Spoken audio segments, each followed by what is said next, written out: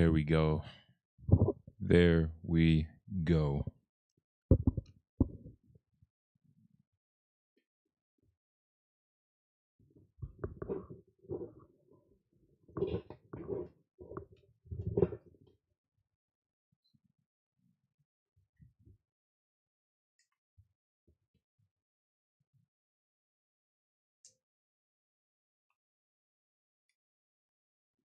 Hello. God damn.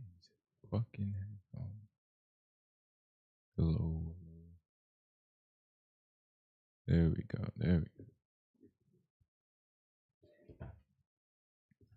Welcome to LOI. Oh, shit.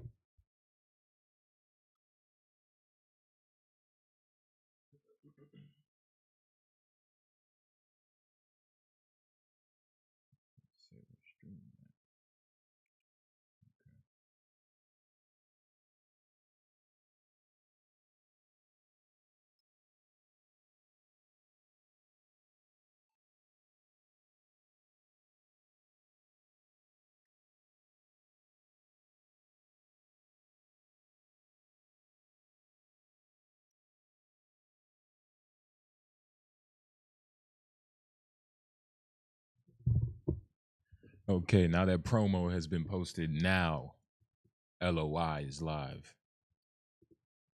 And god damn it, we have a jam-packed stream. If niggas ain't open that list yet. Yeah, he didn't open the note.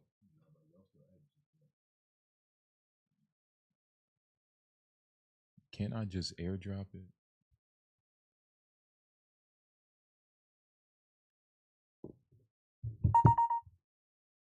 There we go.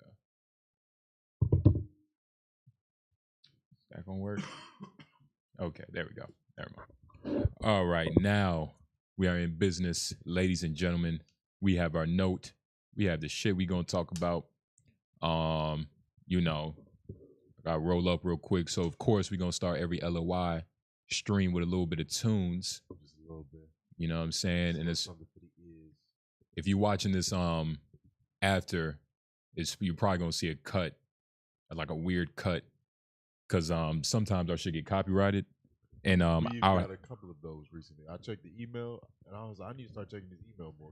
Yeah. We've had content removed that I didn't know about. Yeah, nah, I had to remove that shit because it was just music. It wasn't like anything crazy, Well, like even- Mac Dre or like some of the, or sometimes it was I think it was a South Park.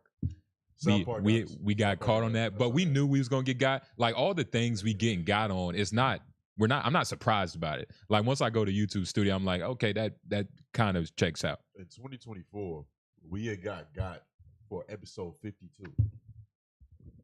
It was called Bilingual Crackheads. We had said something that went against like the hate speech violations or something along those lines. Yeah. But it's crazy because we had dropped that episode 52. That's at least 202 episodes ago. So that's at least 2.5, maybe even 3 years ago. And it just got taken down in 2024. So Yeah. we was getting away with that shit for a long time. Nigga, I wonder what we said specifically though, because they don't ever clip it. Yeah. God damn. They don't ever clip it. Good times. Yeah, but I was looking at that just a couple seconds ago, like, ooh, gonna miss those numbers. Good times. But regardless, what should we? Yeah, you're right. But and that's the thing. Like YouTube be kind of tricky with that. Some knowledge. Yeah, that's perfect. I was actually listening to some old knowledge on the way here. I need to see if there's some new knowledge that's decent. Nigga, it's I remember I checked. It's new knowledge literally every fucking 2 months, dog. Because I had checked on them a while ago, and I was like, I'm not rocking with this new stuff. Oh nah, you crazy. You crazy. It was solar. You crazy. No, but it was a little like, And I'm not. I mean, and that's the thing.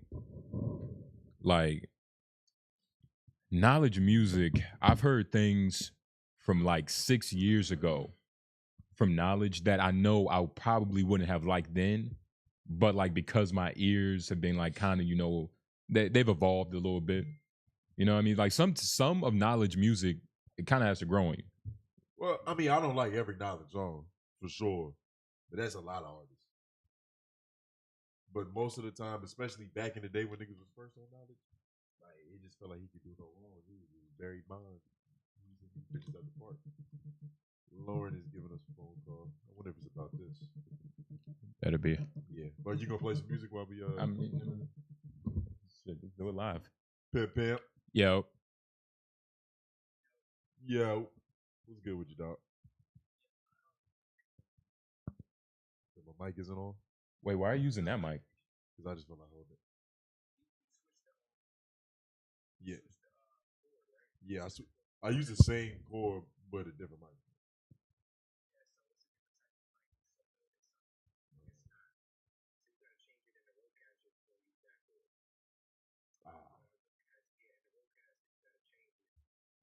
Because it's you got like a mic compared to a condenser mic, so you got to change the setting in the broadcaster so that it'll be but dynamic. Mic. Yo, this I'm here right now. I'm about to change it. Talk. Yo. Hold on. Talk real quick. Yo. Right, Yo. Okay, it's changed. Let's see what he. Yeah, I don't know. I just feel like holding it. I got it. I went right here. I got it. Come on, that little shit. Few technical difficulties. I wanted to get fancy on these niggas. Yeah, I can. It's like he's fucking loud. I gotta turn this thing down. But I'm live though. Yeah. Okay. Might be a little bit too loud. So they didn't hear any of that good shit I was saying. But Lauren, you got my message, right? Oh, okay. That's cool. Okay. Okay. Yeah, something different about holding it. I just want to hold it. Well, whatever, nigga. Yeah. Hey, Lauren, thank you, nigga, because this nigga, I wouldn't have known because this nigga's, oh my God. But, hey, you got my message, right? All right. That's fucking message. All right, bet. All right, yeah. All right, nigga, be safe. Yeah. All right, nigga. I didn't know if I should let you look at him before, It's you know, all right. because it's Don't your, hang up my phone, it's nigga. your phone, you know what I'm saying? I'll Hanging say up another man's phone is kind That's kind of disrespectful. it's like, all right, bye, nigga. I'll say goodbye. Who? That's Lauren. No. And Michael Solis. Can you pull up the chat, please? Because this shit is. Okay, I got you. Never Yo, mind. hold on, Michael I Solis. fixed See what it. you said. I had to pull this out. Is that your ID on the back of the phone? No, Michael Solis. What kind of fucking question is that? That is, yeah. Ain't no ID. But, Well, it's not my ID. It's an ID. let me turn this down. But It's y'all, just in case I got a lot of somebody in. we about to throw on a little bit of knowledge. We about to vibe out just real quick. Give us 2 minutes. Let's roll up. Yeah. Add some tobacco to this this flavorful marijuana. But yeah, we gonna vibe out. We got kind of like a stump pack show. Let's just run through Stump pack show. Stump pack. Yeah, I think that might be Stump some pack? new shit that we on. We do stump pack shows. Hey, stunt pack shows. But just to run through real quick before we vibe out to knowledge, we're gonna be talking about this Cracker Barrel shit, y'all. You know, apparently they gentrified the company. That's gonna be funny. I done some research. That shit gonna be funny. We got Jaylen Brown's origin story. His father got locked up for trying to kill a man over a parking spot.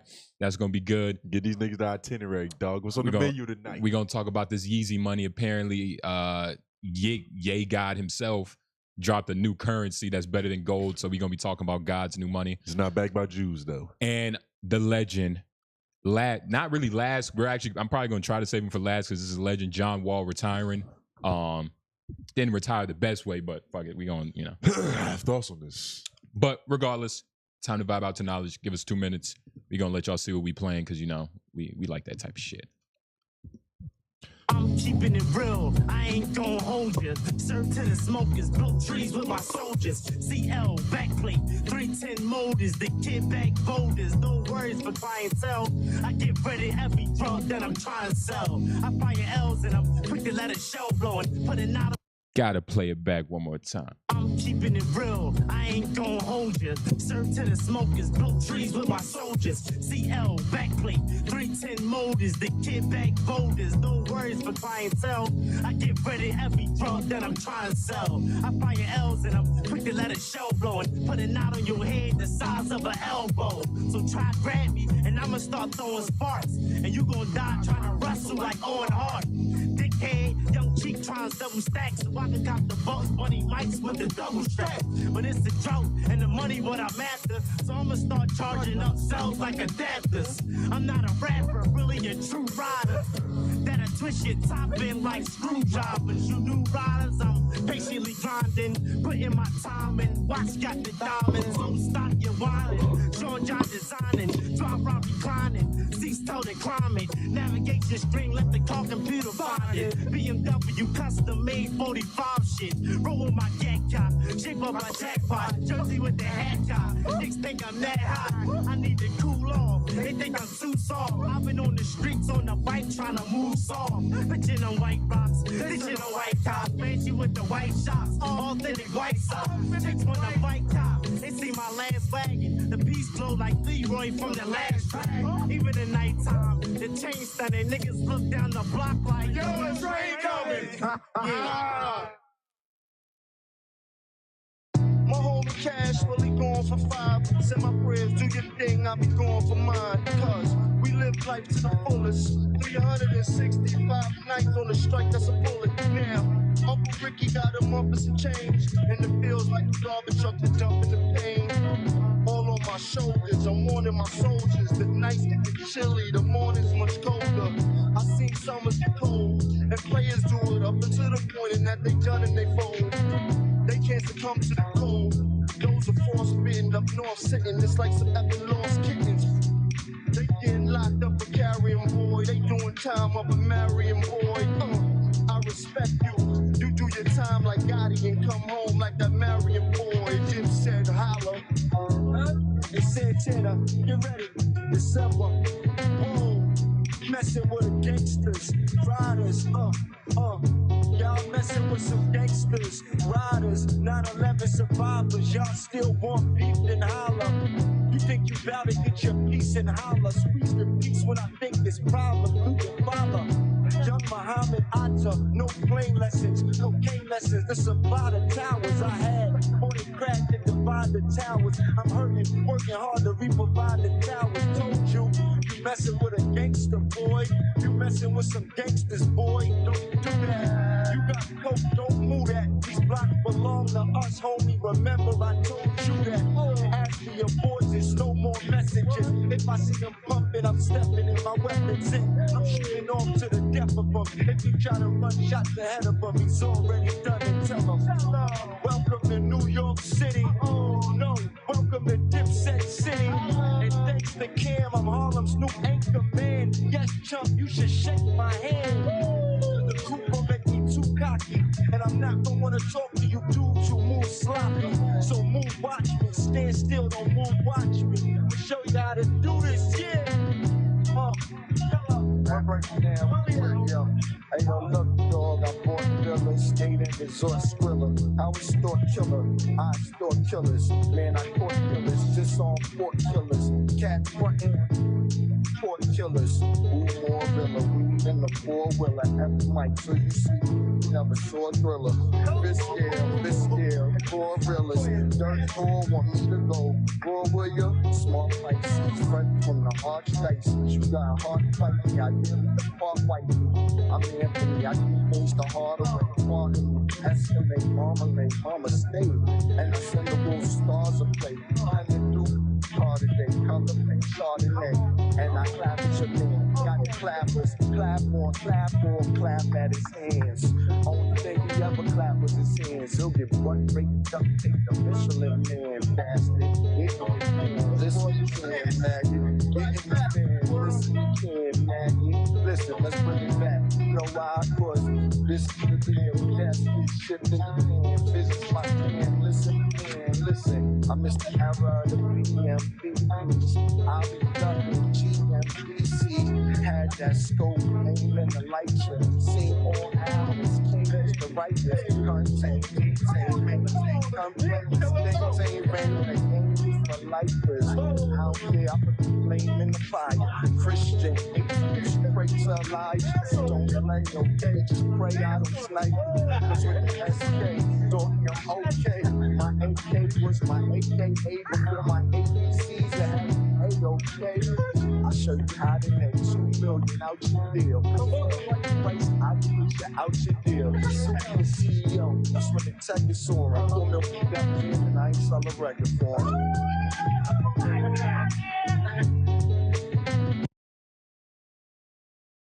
If you're a man who makes at least $150K a year and Yo, LOI don't fuck with ads. Give us 1 second. Give us 1 second. you feel self-conscious about your Fuck the man. We just need 30 more seconds. Yo, give us a couple more seconds. Fuck that. Put the whole shit on him? Nah, I had to switch the account. You got to play something to really inspire the youth. I have to play some. You got to play something to keep them going. Nala's got that music to just make you want to get up at 2 a.m. and do push-ups.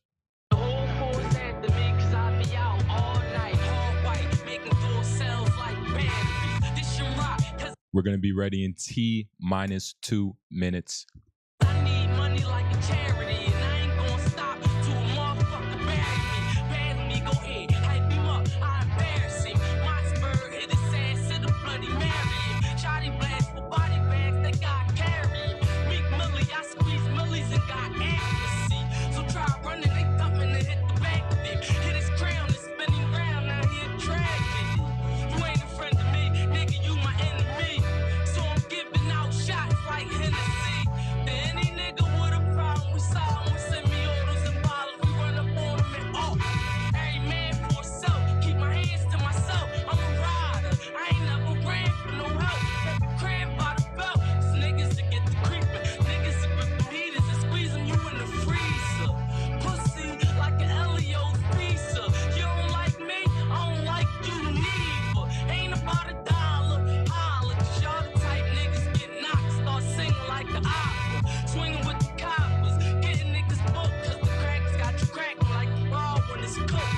Keep a tray pound 7, that'll lay down something when the beat jump off. Man, my heat dump off. 50 shots, let them chop. Little meat chunk off with the block. Let them pop till police come dog. I'm street, I'm raw, sweet, I'm hard as slippers. I'm the sickest when the beat come on. Get your beat, come on, we can have it on sight. 100 bars every verse, I be rapping all night. I be at it all night, serving addicts all white. Making cabbage all white, get the jackets all white.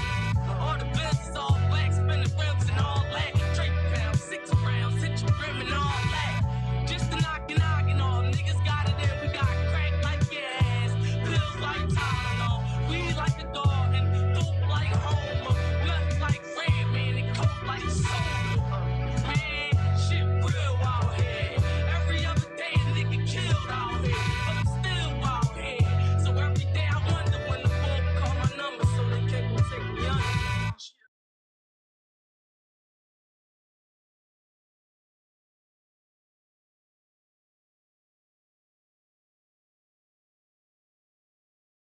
The summer nights can even turn cold.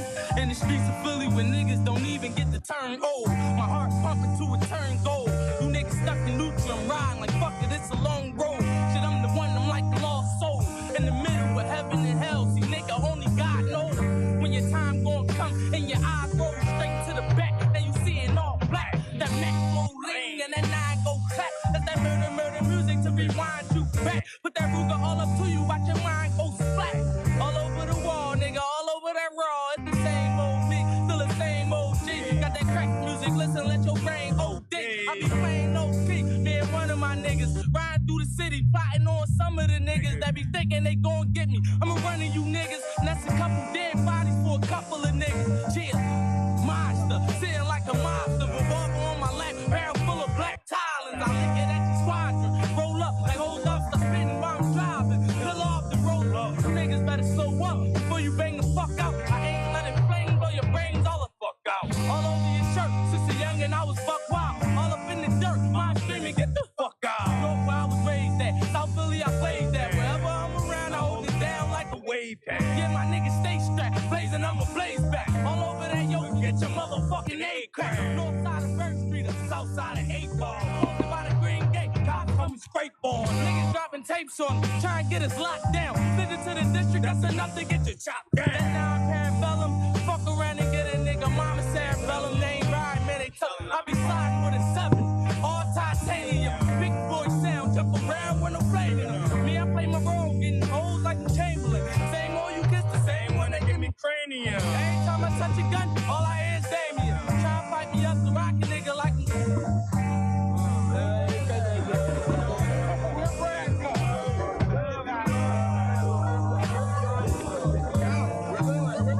Yes. LOI back. Just had to get the our bearings in order. Shout out to Craig Perlman. Nigga said, "Let's go. Stop chewing with your mouth open." I don't know who you were referring to because I don't think either one of us is eating anything. But nigga named Craig. Craig, mind your business, man. Nigga named Craig told you to close your mouth. Let niggas chew some gum, man. Craig. You don't let that shit, Craig. I'm not gonna let a no nigga named Craig tell me anything about life. Nigga, show me your W-2s, nigga. Hey, look how he spells it. I know, I can tell, yeah. He spells it the cool way. But regardless, yo, shout out to Craig in the chat, Michael Solis, Lauren. We appreciate y'all. Like we said, if you missed it, we got a jam-packed show. We're probably gonna start off with this Cracker Barrel news. Let me What happened to Cracker Barrel? let me get everything pretty real quick. Old person died in that shit.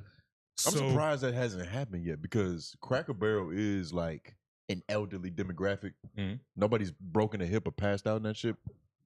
You would think the ambulance goes to a Cracker Barrel like at least once a week. So Cracker Barrel, real quick, let me get this up. Cracker Barrel is in the news because they've gone through a gentrification. Now, you're probably wondering, how does a white company gentrify itself? And I'm about to show y'all how. By switching up the logo. They changed the logo. So, you know, like this whole like modern logo style, like even the apartments look like modern logos. Like everything looks just like very normal. Yeah. Like they say modern, but it's just like super, like it's super realistic. I don't like it. Like I like Yeah. things that look magical, long driveways with castle houses. I don't like realistic looking shit. Well, you you're know a what I'm saying? fantastical dude, but modern essentially just means boring with the Exactly. way most people try to do it. But Cracker Barrel Monotonous. has really messed up. Y'all can tell us in the comment section what y'all think about it. When I first saw it, of course, you know, it was a lot of conservatives mad and angry, like, yo, how could they just let this happen? Like, Cracker Barrel stood for something. And people were actually saying that, like, they're making this political. Like for some reason, somehow.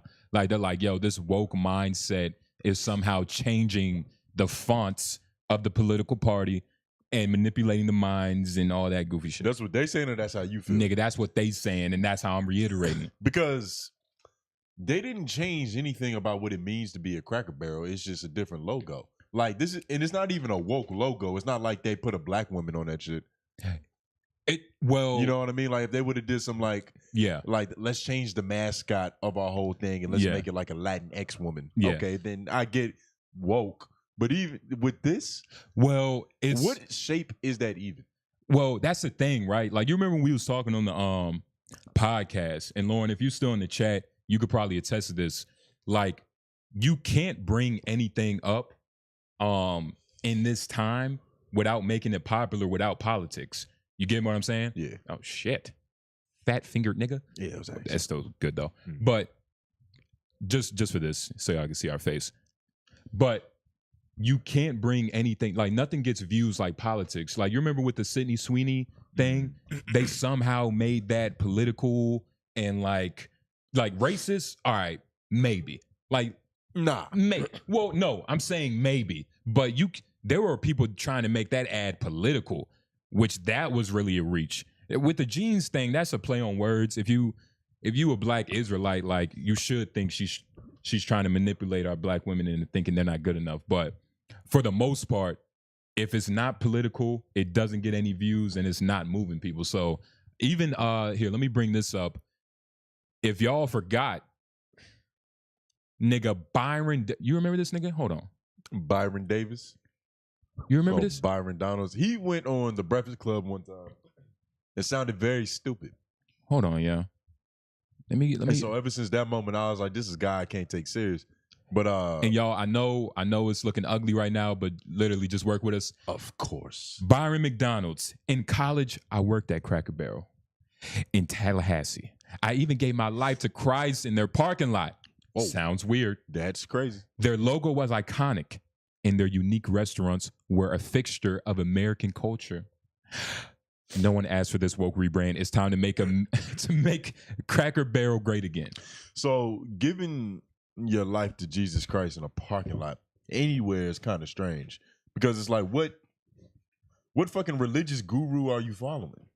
Y'all have your sermon, what's that word? Ceremonies? Your sermons. That's what it is. Yeah. Y'all have your sermons in Cracker Barrel parking lots? Well, and That's a cult. That's not religion. It makes more sense to have it in the gift shop because I'm pretty sure they have like Christian themed things.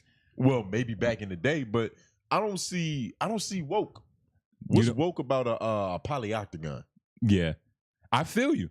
If they would have came out and was like, "Yo, this is boring," Yeah, then that's a completely different discussion. I can second that because the shit is tragic looking. Like, I wonder what this is going to do to their sales. So apparently, here, Craig, we gonna ride this shit till the fucking wheels fall off, and we need you dead. No seatbelt, nigga. And Michael Solis, the whole inside of some stores are being changed, make them much more clean, look like IHOP. I don't know if I read that illiterately or if you typed it. So let's share the blame. Nah, and you're definitely right. He's right. We're about to watch the video. It's, you know what it is? It's a real sanitized, like overly polished. To where now that I think about it, like it isn't woke in essence, but maybe what it represents is woke. Because look at how boring that fucking logo is. Like, you can't look at that and feel anything at all. And if their goal was, okay, we're trying to not offend as many people as possible by making the most boring, non-stimulating thing, Yeah, then it is kind of crazy. Because what was really wrong with this original joint? Was that nigga a slave master? it really depends because, and that's the thing, right? Black people joked about what Cracker Barrel represents, but nobody. I know a lot of black people that still have went to Cracker Barrel. Now, I've never It's met good food. I've never met a nigga that goes to Cracker Barrel. You get what I'm saying? But I've met many of the niggas that have gone. You've gone once, right?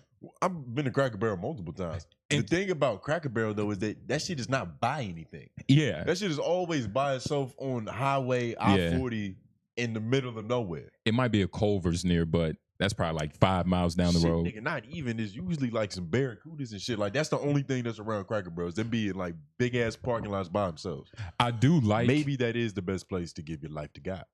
white anger does something to me, especially the older I get. Like, especially when it has nothing to do with us, but somehow like it's still our fault. You know what I mean? Well, who's us? Like, because woke Shit. isn't black. well, woke not to us anymore, but to America, to the world. Being woke is being black. Being woke is being Charlemagne. Nah. You get being woke is. Nah. I'm just saying. Being woke is being a white girl with neon colored hair. To us the now, face. but That's how it's always but been. they get their credentials, they get their stamps of approval from black women, right? Which is woke. Woke is still a black thing. Of course, even though we're not pushing it, we on some like different thing right now. No, woke is all inclusive. It's all inclusive. So they kind of tried to like wipe us up in that wave, and it kind of worked, being limit and all that shit. But when a real MAGA person thinks woke, they're thinking about like that transgender person that works at Food Line. Yeah, you know what I mean. They're not thinking black. They're thinking alternative. They're thinking weird. They're in their words, not mine. They're thinking gender neutral bathrooms with DEI hires. You get what I'm saying? And that's the Who the fuck you hire? I'm for a saying bathroom, nigga? that's it goes down from there. Like it eventually goes down to us. You get what I'm saying? Somehow, some way. But I was just saying, like, I like how they're angry at honestly what we created. Of course, we don't have control over it anymore. But like we kind of created this woke, like they're scared of woke.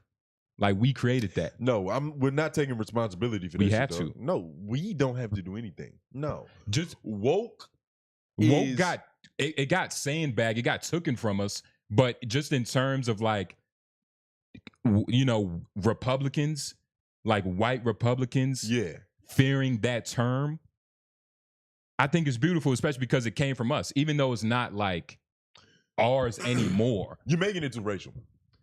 It's political. There's black conservatives. Of course we know that. We just read from one. Did you see the Jubilee when Amanda Seals versus 20 of them motherfuckers? Yes, and that I don't shit was crazy. know if they're real conservative. Some of them was okay. They identified as it, so give it to them because that's what woke people would do. But there we go. It's not color specific. Well, it is, but it's not black and white. It's red and blue. It's red and blue because there's Mexican MAGA. Yes. And they feel the same way as white men. Like they're all on the same page versus there's a black woke and there's black conservative. So it's like, this might be the best time for racial harmony. No. Not the best time. But at least white people are beefing. Well, White people have always beefed with each other, but now it's just getting real bloody. It's like, it's kind of... So, are you agreeing with me or disagreeing? That's well, what no, I was because just you saying. said you was making it about niggas. You were saying we got to take accountability. I feel like hold on, nigga. I feel like on the woke spectrum that you're talking about, the BLM should get looped in the DEI, but that's like at the bottom. Like the shit they really scared of is, the niggas with breast and nuts. Yes, that's what they're scared of. Well, that's what bothers them the most. That should be taught in schools. It's all of that, but it's not niggas per se. Well, that's the thing, right? Like you said, and here's my overall point. And people in the comments, please, like, if we're confusing y'all, ask questions because I know we understand how we talk, but sometimes we forget. I'm monitoring this chat. I'm making sure that everything is seen and everything is seen. But I'm saying we're saying the same thing, Tony. No. When I said they think about us last, you just said they think about us last. What's at the bottom? The structure, the root of everything. We're holding all this shit up. It all started from us. But let's not get too carried away. Because we have to watch this video. The sales are down at Cracker Barrel. I just don't like how white people are fighting and you putting us in it. You're making this our fault. No. Why? You don't want to be the cause of you don't want to be the cause of white fights. Yeah, I want to manipulate white fights. Yeah, but I don't want to take responsibility for white fights. No. I want to divide and conquer, Justin. I want them to have split motives. Yes.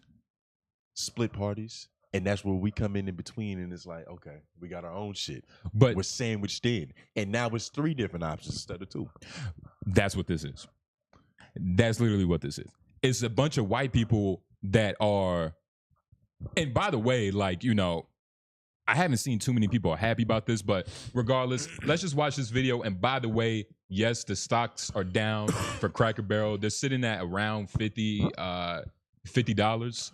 But is this just because of the logo, or were they already fucked up? This is why they decided to change the logo. This is strictly because of the logo. And we're going to be talking about the CEO of Cracker Barrel, some white woman named Rachel, who apparently she's done this to 5 different places, like Taco Bell.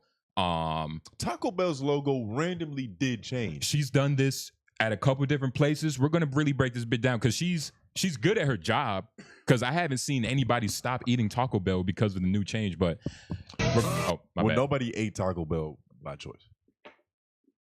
What? Nobody ate Taco Bell by choice. It's a victim of circumstance. Okay. I've been there. I was about to say, because when you said by choice, I've seen you choose that as an option. I didn't have other options, but yeah. So was it really a choice? Exactly. Yeah.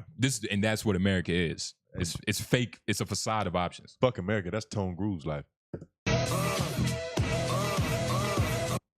Oh, fucking course. Sorry. We've been getting in trouble for this music and showing other people's cartoons and shit.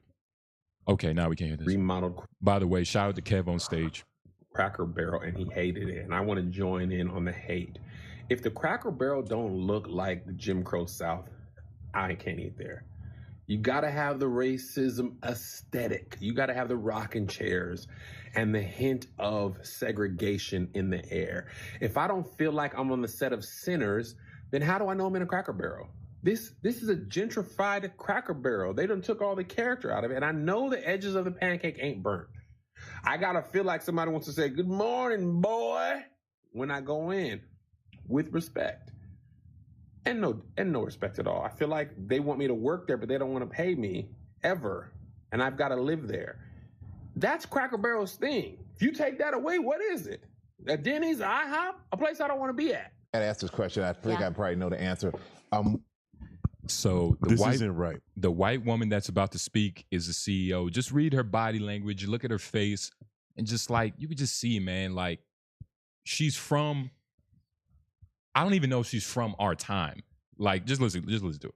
What if all the customers are coming at you hard enough about the look of the restaurant and they want to go back to the old way? Would you do it?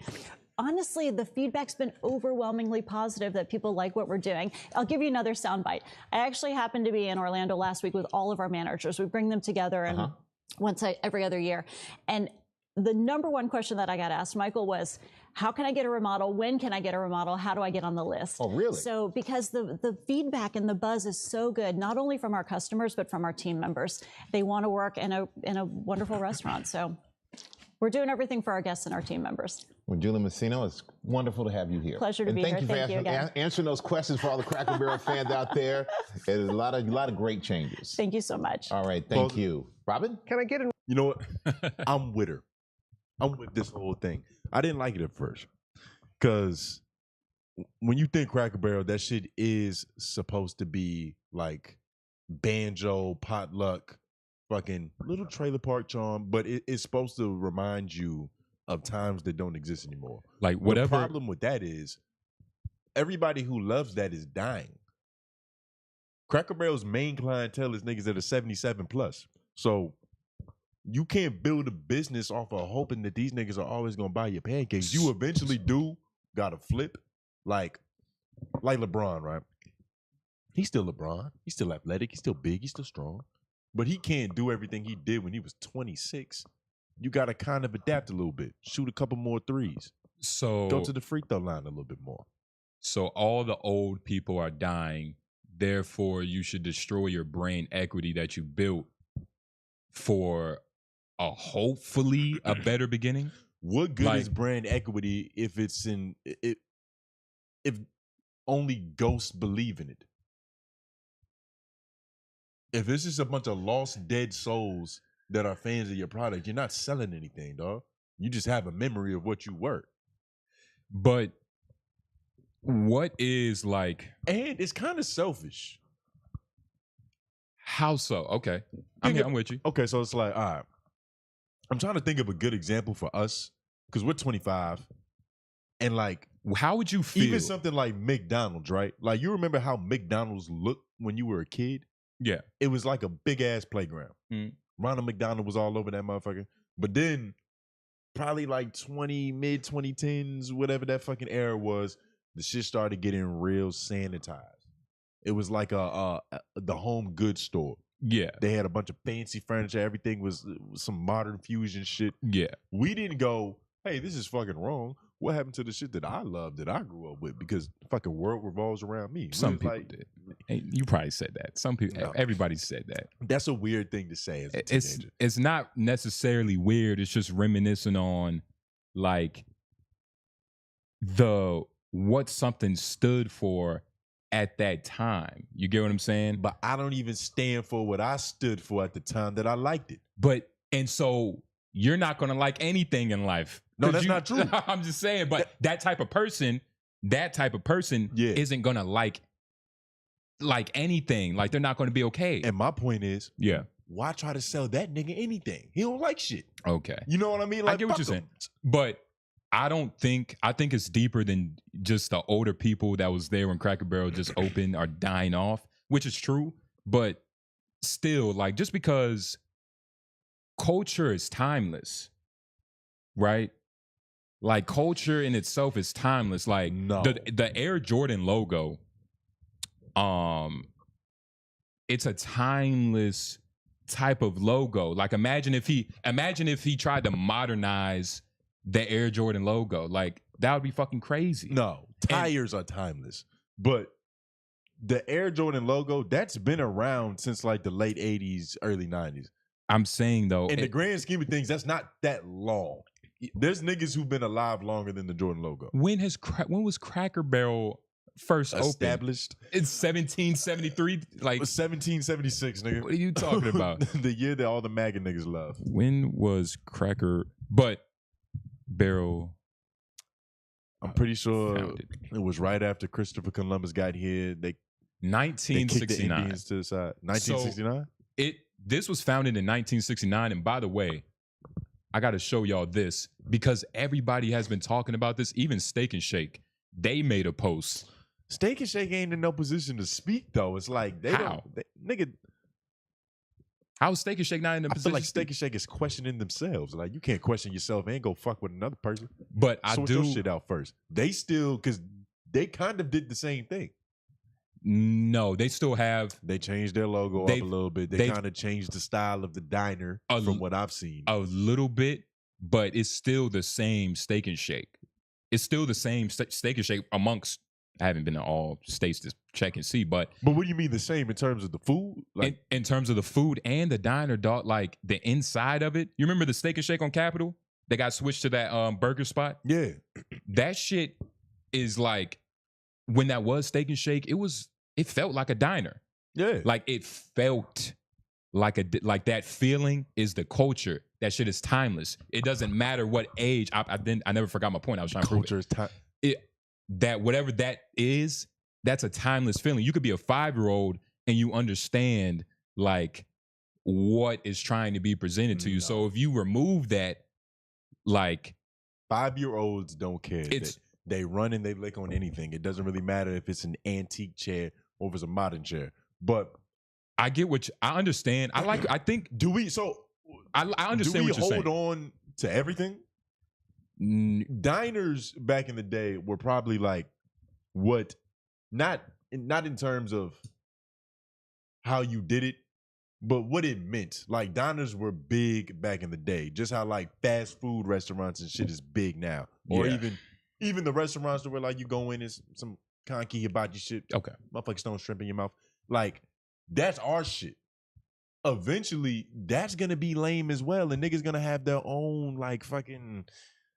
I don't even know what future niggas is going. Okay, first of all, to do what we do right now, even faster with more high tech. I don't even have the imagination it takes to think of that shit. You got to be Oppenheimer or Elon Musk. Point being, we can't like you can't hold on to everything. You can't hold on to everything. How many VHS tapes are there around? Can I say something though? Who gives a fuck about those? First of all, and that's the funny thing. You can't hold on to everything, but everything comes back around. Like niggas is wearing baggy jeans now. Niggas is filming with VHS tapes looking for them. You feel me? Everything comes back around. We know Fanny Pack. Shout out to Fanny Pack. He's a photographer, a filmographer because he only uses film. So yeah, you can get rid of where parachute pants at? Imagine there's somewhere. Nah, where? You know there's somewhere. No, tell me. There's somewhere. That's not the same as making a case. I don't know. I don't know. Fuck that. Where the high top fades where niggas had a bunch of diagonal lines and they shit like that. Not everything comes back. Some shit was so stupid when it happened. You're like, nigga, we got to try to forget that shit happened. Most things come back, and that's the thing, right? Like in trying, there's a way to rebrand without excluding the culture you had before. And now I don't know if it's because like Cracker Barrel was kind of associated with a old time of white past. The white pastime. So like they're trying to completely separate, especially in this political environment, like we said, like Trump is, anything connected to Republican, you can be considered an Otzi, maybe a edophile, and like some more whatever shit that Trump is associated with. You get what I'm saying? So everybody's trying to like really, make a statement nowadays. There's a lot of these companies trying to make statements and shit. And, I don't know if all the Republicans that are talking about it are crazy and thinking that this is a political statement in the sense of like using words like woke. But I will say Steak and Shake came to the forefront and said, sometimes people want to change things just to put their own personality on things. At Cracker Barrel, their goal is to just delete the personality altogether. Hence the elimination of the old timer from the signage. Heritage is what got Cracker Barrel this far. and now the CEO wants to scrap it all away at Steak and Shake.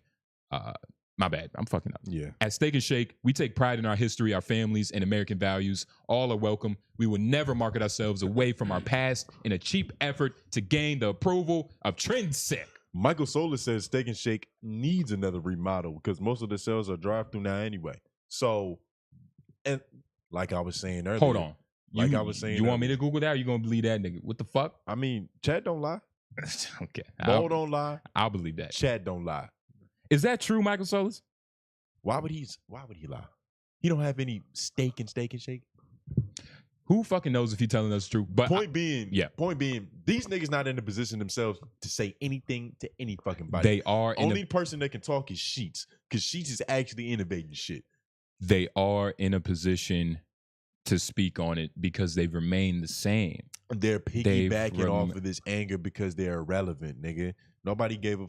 When's the last time you thought Steak and Shake together? You've thought about steak and you've thought about shakes, but you ain't think about these niggas. Steak and Shake, first of all, Steak and Shake, you don't have to think about Steak and Shake.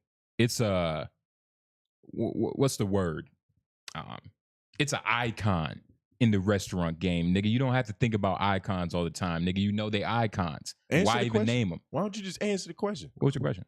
When's the last time you thought about these iconic niggas? I think about Steak and Shake every time I go on Capitol. And I look at Sean's plaque or whatever he renamed it. Well, if you was just gonna lie, then it was no point in me asking the question. Oh, nigga. now you're saying I'm lying. Point being, this is a publicity stunt, dog. These niggas ain't slick. Okay. You can't. Does their make point not me stand? Mad. No, because you can't make me mad at pancakes to convince me to go eat a fucking burger. Y'all not even in the same dinner bracket. Does their point not stand though? Let me read it one more time because I was too focused on you fucking it up. Sometimes people want to change things just to put their own personality on things. At Cracker Barrel, the goal is just to delete the personality altogether. They have a point. Hence, the elimination of the old timer, because that's important. Because hold on, they have to see this guy, and this is what kept me from Cracker Barrel. I'm not gonna lie, this guy. He's leaning. I see his white pomade, the pomade on his hair slicked down. He scares me. He actually does look terrifying. He scared me as a child, so I completely understand the idea of wanting to remove it so they can get you in Cracker Barrel. But no, because you're the future, nigga. You have money. You have an appetite. Old people, they eventually get to the point they can't even chew Cracker Barrel, dog. You can't build a business off that. You want to know? You can't.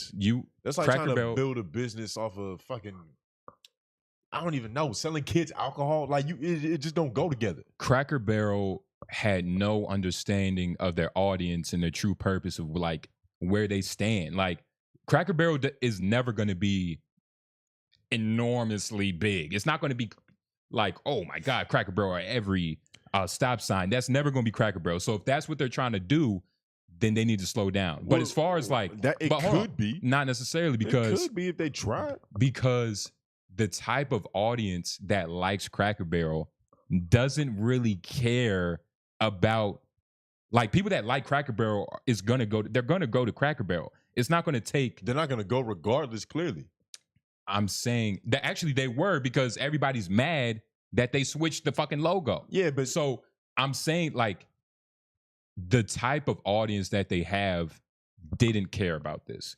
All they needed to do was to hit up that fat country singer, that white dude with all the tattoos, Jelly Roll, and Shabuzi. Get them niggas to do the dap up. You know that black and white dap meme? Yeah. Give them niggas to do that shit.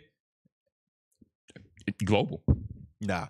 They would have hated that too. And global. Everything you just said proves why they should have did this to begin with. Because two things. One, you didn't like the old logo, so you weren't a customer. Now that they've changed it, you could be a potential customer. Two, the people who were their main demographic that were making the bulk of their money, like you said, are still going regardless. So fuck if they mad or not, they still showing up. They're still paying. So not only are we getting that, we're getting the back end and we're preparing for the future. It's like the Lakers with LeBron and Luka. We got LeBron right now, which is cool, but he's old. He on the way out. He probably gonna retire soon. Okay. And we also got this young superstar that could carry the legacy on. So we're literally we have 2 different timelines active right now. Can I double question? Only if it's a good one. If this happened to Bojangles, you walked into Bojangles, you saw it felt like a doctor's office, but there was a cashier and shit. You know what I mean? And places where you could get refills, but it was like a doctor's office, psychiatrist, something. What would your association with Bojangles would change? Like you might still go every now and then, but it's gonna be you're gonna feel reluctant. It's gonna like Bojangles, that shit ain't what it used to be, man. Like, yeah, so I ain't trying to eat Bojangles, man. I'd rather go to Cookout. You feel me? Cookout did it too. Have you seen the Cookout in Wake Forest? That doesn't count. It's not the only one. And nigga, just and answer the question. They didn't change the logo. Well, it's still they just added like they didn't change a the logo. Wake Forest design. Nigga, they changed the whole situation. You can walk in that bitch, dog. Like there's always been cookouts you can walk into, especially if you go near Smithfield and near the country. There's char grills. I've been to Myrtle Beach too. I'm aware of the cookouts you can walk into, but they don't look like that. They don't look like that Wake Forest shit. It's a completely different environment. But I didn't give a fuck. That doesn't prove. I didn't give a fuck. And so that's all I'm saying about Bojangles. And you brought up Cookout. But if, you know what? I would hate it if it was bad. You want to know why? That's all it is. You would hate it if it's bad. And that's a part of what's going on with this Cracker Barrel situation. It sucks. It's not that it changed, it's that it changed and it sucks. The logo's ass and the actual restaurants now look like dentist offices. But if they would have did some cool modern shit, you want to know? This could have been completely different. Like it could have been like, you know how you ever seen the what's that called? That shit, the Rock and Roll Hall of Fame fucking cafe shit. What? Google it. It's like it's a specific kind of restaurant that's got like rock history. It's a rock themed restaurant. They got one up in DC that's like, I don't know if it's the main joint, but it's the one I know about. Rock and Roll Diner. Rock and Roll Hall of Fame Cafe. That's not the name, but Googling that is going to bring us to it. It's going to get us that much closer. The thing is with that argument is that what you're talking about is on the light end, and be careful. Hard Rock Cafe, Michael Solis got us. And the court, I got you. And the part about that argument is that it's not a rebrand of the culture. It's a remodeling of the building, which is like, on the high end, that has nothing to do with like the complexity of the conversation. Where it's not the same because you didn't go in. You were surprised like this cookout big. It's okay, you got inside, but you wasn't like this isn't the cookout that should be represented in North Carolina. But I'm about to Google. It isn't, and I also wouldn't say that because I don't care about silly shit like that. Yes, nigga. You do, nigga. No, nobody does. You're a terrible debater. Niggas said, yeah, you do agree with me. Be more persuasive. I said you do care about silly shit. Nah. Silly nigga. I don't know what this is. They got like a fucking resort now. That's how good they're doing. They went from a cafe to a fucking resort. But Michael Solis knows what the fuck I'm talking about. Let me type in North Carolina. And like I said, Cracker Barrel wins either fucking way. You niggas complaining. That's only giving us more marketing. Us. It's only giving us more marketing. Y'all still showing up eating these dry ass biscuits. No. And we got a whole host of like, nigga, 25 and under year olds coming through this motherfucker. If anything, like, is there a new young country wave? Because when you think country, you think of like 35, 40-year-old white people, straw hats and shit. Like, you don't think and I know young country dudes listen to country music, but they don't have like how young niggas are the face of rap. Beyonce. When you think rap, you see young niggas. You don't see young whites when you think country. Beyonce just alone caused like an influx of boots being bought. Like a bunch of black women bought shiny boots for that tour. My mom went to that shit. Did she buy boots? Yeah. I know women that bought boots. Like I knew friends like homegirls that was like, damn, you bought boots and a hat for this? It's like, damn.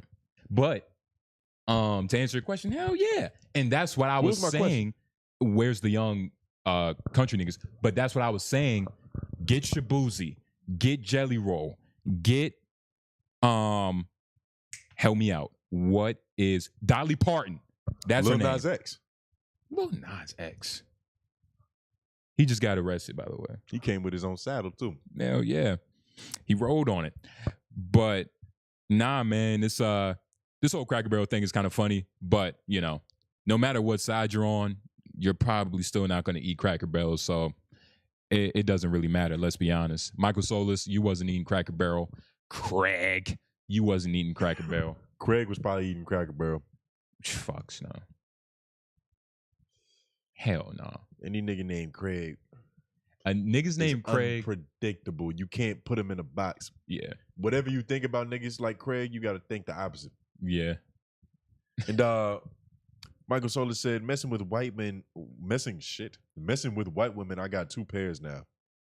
Of white women? You got 2 pairs of white women? You lying.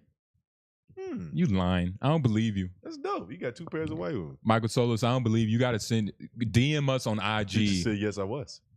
You're lying. DM us on IG the 2 white bitches. I don't believe you. I don't believe you. Together.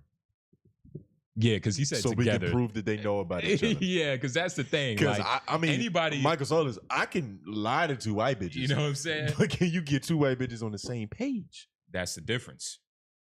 That's the difference. Michael Solis says, my wife loved Cracker Barrel. What about your other white wife? What does she love it too? Is the household split on this? Has to be. But I don't know, man. I feel like nobody cares that much, dog. Nobody cares. Even the people that was tweeting. It's just something to talk about. Like a lot of things just be the topic of the day. Yeah. Yeah. Nah, I feel you. Nobody gives a fuck. Because nobody's gonna eat Cracker Barrel, dog. Like it's just it's people pointless. are eating Cracker Barrel. You're just out of touch. Because you know, you fucking nobody's eating that shit. Grew up sheltered and shit. You wasn't really around them woods. Nobody's eating that shit. But speaking of niggas who probably grew up sheltered. Yeah, for sure.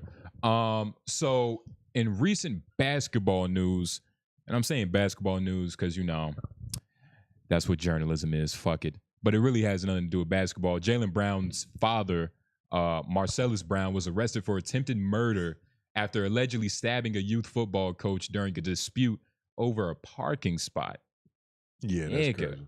So let me get a.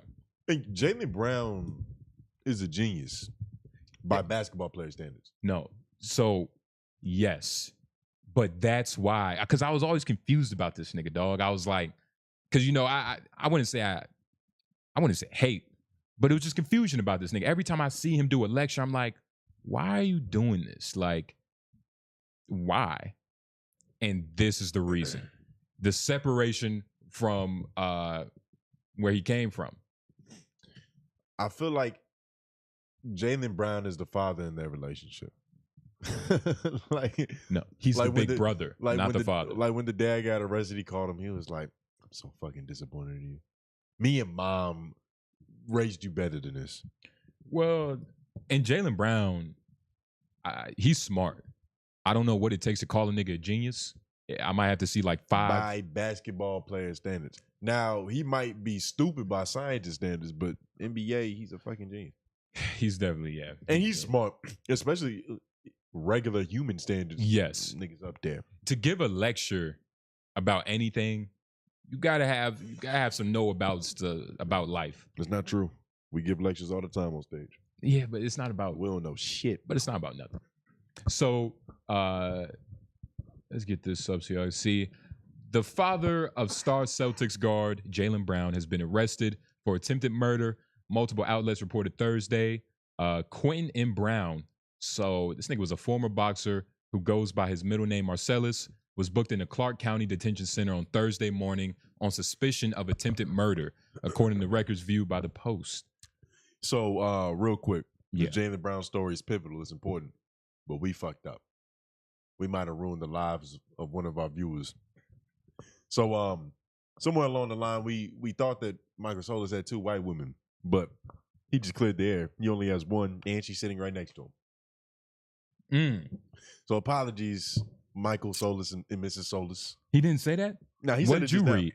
Look, go. You see What all did the you? way. Hold on. Hold on. But I'm just saying, what did you read? And you're saying, hold I like on. how you trying to. I like I'm how not- you trying to divide. I'm not like trying to. is No, Tone this is Groove. us. It's not It's us. act like it's us then. I- So I don't know if he deleted the message. That's what he said. Oh, He said, messing with white women, I got 2 pairs right now. Or I got 2 pairs now. So I don't know what else to derive from that other than he had 2 white women. You see what I'm saying? and that's the thing. And even then, Messing with white women, I got 2 pairs right now. that's 4 bitches. A pair is 2. You have 2 pairs. That's 4 bit. So Michael Solis, I don't know what to tell you, dog. You need to fucking figure. Are you typing on a laptop? You fat fingered nigga. There's only one woman in my wife. He meant to say in my life, and my wife is Navy. But I think we said something about boots. He said boots. Boots. Boots. What did we say? I don't know. But back on Jaylen Brown, But his father's gonna need a new pair of boots in this fucking prison cell. yeah, nah. What Ali Sadiq, Mexicans and boots, nigga. Yeah. The alleged incident at All American Park. That's such a nice place for such a bad thing to happen. The alleged incident at All American Park unfolded in a parking space dispute over a door ding, with early reports indicating the suspect stabbed the victim in the stomach, per 3 News. The suspect, who allegedly fled the scene, was taken into custody upon being located by the police. And, I guess, we can look up his father's record. This nigga looks like a fucking warrior. It's kind of interesting because it kind of looks like he's a boxer, but he decided to stab this nigga instead. I wonder what that was. Damn. This isn't that crazy though. Over a parking spot? Niggas have done well. Okay, I'm not trying to excuse what he did. This was definitely stupid. But niggas have heard of crazier things happen. It's like it was probably just the wrong day. Yeah. Sometimes it's literally just the wrong day. Like we have no idea. That all they told us was what he did that was wrong. But what happened that morning? Yeah. Well, I mean, what could happen to lead you to do that? Like, how bad of a day do you have to be having to be like, all right, I'm having such a bad day that this parking spot is going to be, this decision is going to decide where I go. At 40 years old, at 50 years old, however old he is. It's a buildup. It's just a buildup. Like male menopause? Not even that. It's just regular, everyday, you a person in life with emotions. He was going through some things. Some shit happened. It was probably a bunch of unfortunate things in a row. And the last straw was this nigga trying to get in this parking spot. He's also a fighter. So that dark, scary place in his brain that he goes when he has to go punch somebody's face in. Used to. Well, either way, it's still, Yeah. if you listen to Mike Tyson, Yeah. shit don't go away. Okay, well, You that's just find other ways to, satisfy that itch. But that insanity, nigga, it probably gets worse with CTE. I don't know, dog. It probably gets worse yeah, with of CTE. course. And just being an athlete that has to stop playing your sport in general, that's like a hole. It's a void. But So he's in a parking spot, all these things going wrong. One last straw, he snaps. He probably blacked out. Like, honestly, he probably saw darkness and stars, and then he woke up and it was fucking blood all over his hands, and a white dude was on the ground with a fucking machete in him, screaming. pleading for his life. And he was like, what the fuck did I do? Like some real Bruce Banner shit. All right, when you have a successful son, there's no reason for you to cling to that past of glory that you had. Because you can cling to your son. That's the whole point of having like a son. Like you get to kind of like whatever achievement he gets, you'd be like, hey, yeah, that's my shit too. We assuming they was cool. Like you're gonna assume that a black son and a black father didn't get along? I didn't say that either. But you assumed that they was cool. And so maybe this is a situation to where like his dad, I don't want to say he was estranged, but they might not even Estranged. Estranged. Come on, The dog. niggas were estranged. Nigga, he's not an orphan. You know what I'm saying? Well, I mean, because he has a mom. Yeah. So he's and not he an had a orphan. father. Well, not necessarily. You can't just assume that. I know, but I'm saying though, it's like You're fucking up my whole point with this frivolous shit. I'm about to lose it. Point being, yeah, it's gone. You happy? You happy now? He wasn't. Because you wanted to put a father in the household that he probably didn't want to be in his fucking self. I mean, hold on. Now we have to Google this. Yeah, Google did Now we Jaylen have to Brown's go. dad raise him. No, Google young Jaylen Brown AAU, and if his dad is not with him holding up a trophy, he wasn't a father. Jaylen Brown's father. Young. I don't Put think young. Young. And make sure they can see this because I don't think they've seen any of this. Nah, they've seen it. It's here. Marcellus Brown. That's an interesting way of spelling Marcellus. It's kind of like our homie Craig. Niggas just got a bunch of. Some parents get creative. Or what if it isn't creative? What if they just couldn't spell? Yeah. I'm telling you, dog, this nigga was a fucking pro. He was a professional fighter. There's no way that he was there helping his son. His son was smart. He didn't have a hand in that shit. Oh shit! This is what AI said. No, Jaylen Brown does not have a close relationship with his father, Quentin Marcellus Brown, who was recently arrested for attempted murder. They're just bringing that up. See, that's what I'm saying. The fact that Jaylen Brown is such like a put together individual. He's a professional athlete. He's a borderline genius. Nigga be doing lectures and he's probably gonna get a Pulitzer Prize one day. You never know. They've never even created that before, so yeah, he'll probably get that. Nah, he'll get it. Not what you just said. Say it right there, but you pussy. but let me look it up. Yeah, shut up. You lost.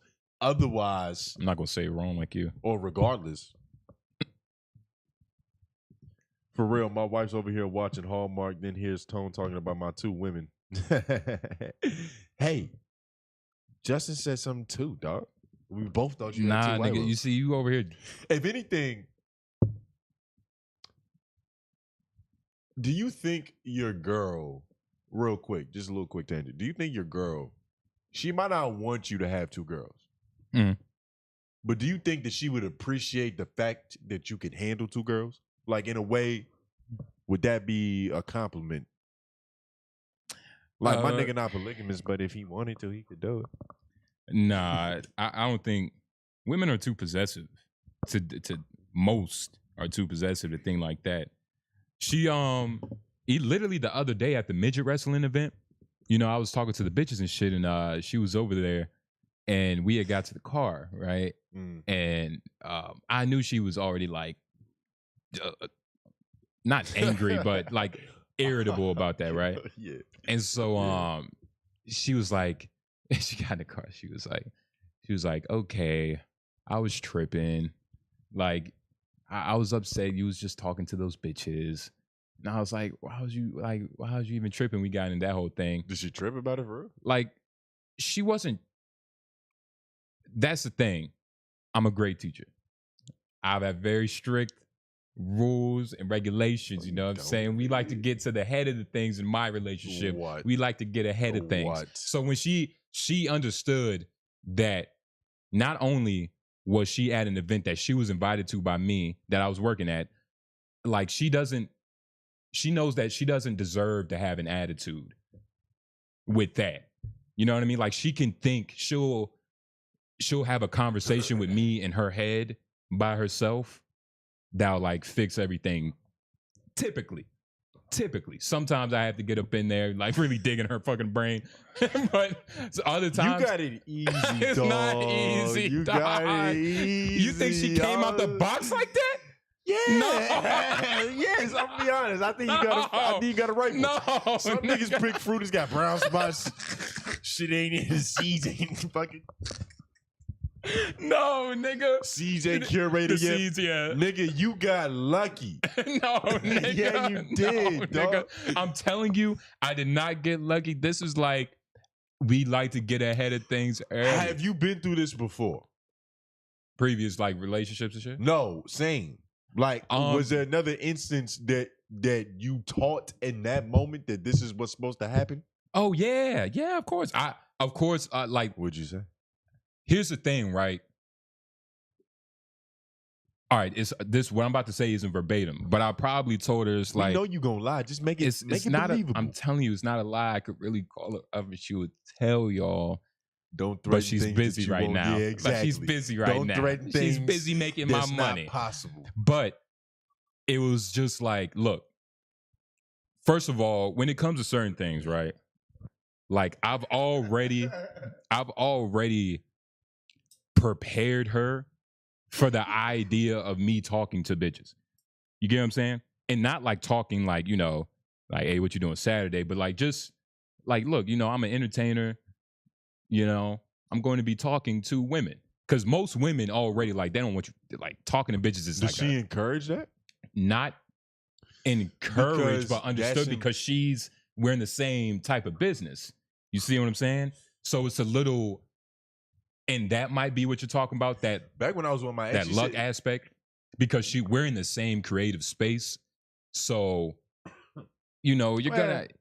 What would you mean, like around the same people? Yeah, like around the same. But just in terms of like, you're gonna have to talk to people. Yeah, and because I had even brought that shit up on LOI one day about you and Lauren. Yeah, because you know, not to give it too much information, but y'all girls had the same job. Yeah, or dream. Yeah, and similar in their lane. Yeah, they also have their own version of you talking to bitches for content. They got to do what they got to do for their thing. Yeah. You know what I mean? But that's the thing. Well, I don't think it's saying too much to say that y'all girlfriends do music, right? Well, not for me, but Lauren, I don't want to speak for that nigga. Well, I'll speak for you. Your girl does music, so there's music videos, and like ideally you should be the dude in them if there's like some twerking or like exactly something like that. But and she's come up to me and any Nicki Minaj video has like 4 buff niggas with a bow tie and no suit shirt on, but just a bow tie with no shirt, walking around doing dance moves and shit. But they're usually dancing like around, like just as like objects. You know what I'm saying? They're sometimes she makes them objects. Yeah, she makes them objects that she plays with. Yeah. So yeah. But I mean, yeah, like it's a little bit different in that aspect because, you know, like she's came to me. She was like, yeah, I got an idea for a music video. I need a guy. And I was like, I wouldn't really want to do it. Yeah. And she was like, well, I would have to scrap the idea then. Yeah. And I was like, well. Because she couldn't do it with another dude. Yeah. And I was like, but I didn't even say that. She was just like, well, I would have to scrap the idea. And I was like, well, that must have been a fucking crazy idea. You're a genius. Yeah. So, you know, you'll come up with more ideas. You didn't want to do it? I just didn't feel like it.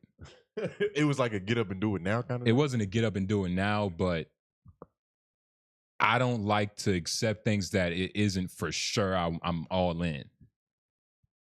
And I wasn't like all in on being like the love interest.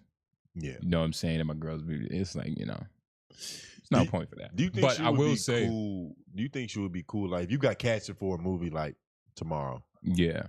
And they was like, yeah, you know, we got this fucking big budget Hollywood shit we got going on. You gonna be a star. Yeah. Only thing is, opening credits, you gotta be fucking the shit out this girl. Yeah. Like real, like not 50 Shades of Grey, because that's borderline corn. But like, you remember that one 50 Cent movie where he was fucking that bitch in the shower? Like that. Maybe. Yeah. Hopefully. You can look it up, but okay. like that. Yeah, she'll You be think cool. you can spin that in your favor? Spin that, she'll probably be cool with it. Immediately? She would ask questions knowing that I would tell her exactly what she needed to hear. You know what I'm saying? Like you feel like, because we've already had certain conversations. Like that's why when she saw me talking to the bitches, one of them who has big titties, she was like, you was talking to that big titty bitch. Like woody whoop whoop. And even when we got in the car, She had some huge titties. Great And titties. I realized I had matched with her on Hinge. Probably. I didn't even recognize that shit, but I fucking matched with that bitch on Hinge. Put it all in her. Fuck it. I mean, don't tell me why waste it. But like so when it got to that point, she even brought a friend who had half her ass out. And, I hadn't noticed. And I even got in the car. I was like, is that for me? Yeah. Yeah, nah. That's dope. She had brought a friend. Dope. And you know, of course, like I looked, and you know, she knew I was looking, and she got in the car. It's like, and you was looking at my friend with her ass and shit.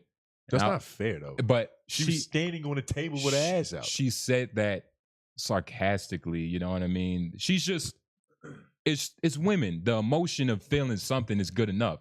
So like, she knew she wasn't upset, but you know, she was just like, man, dude likes looking at ass. And I even told her, I was like, so it's only cool if I look at the ass you bring. And she started laughing. So I didn't know like that was yeah or no. Like she never answered the question. So it's like, it's only okay if I look at the ass you bring, huh? I saw the look on her face. I'm gonna have to ask her that again. Like, so about the other day when like you was tripping about the big titty Asian bitch. Well, I mean, who had big titties, Michael Solis. I promise you, if you saw her, I'm telling you, you'll get another pair.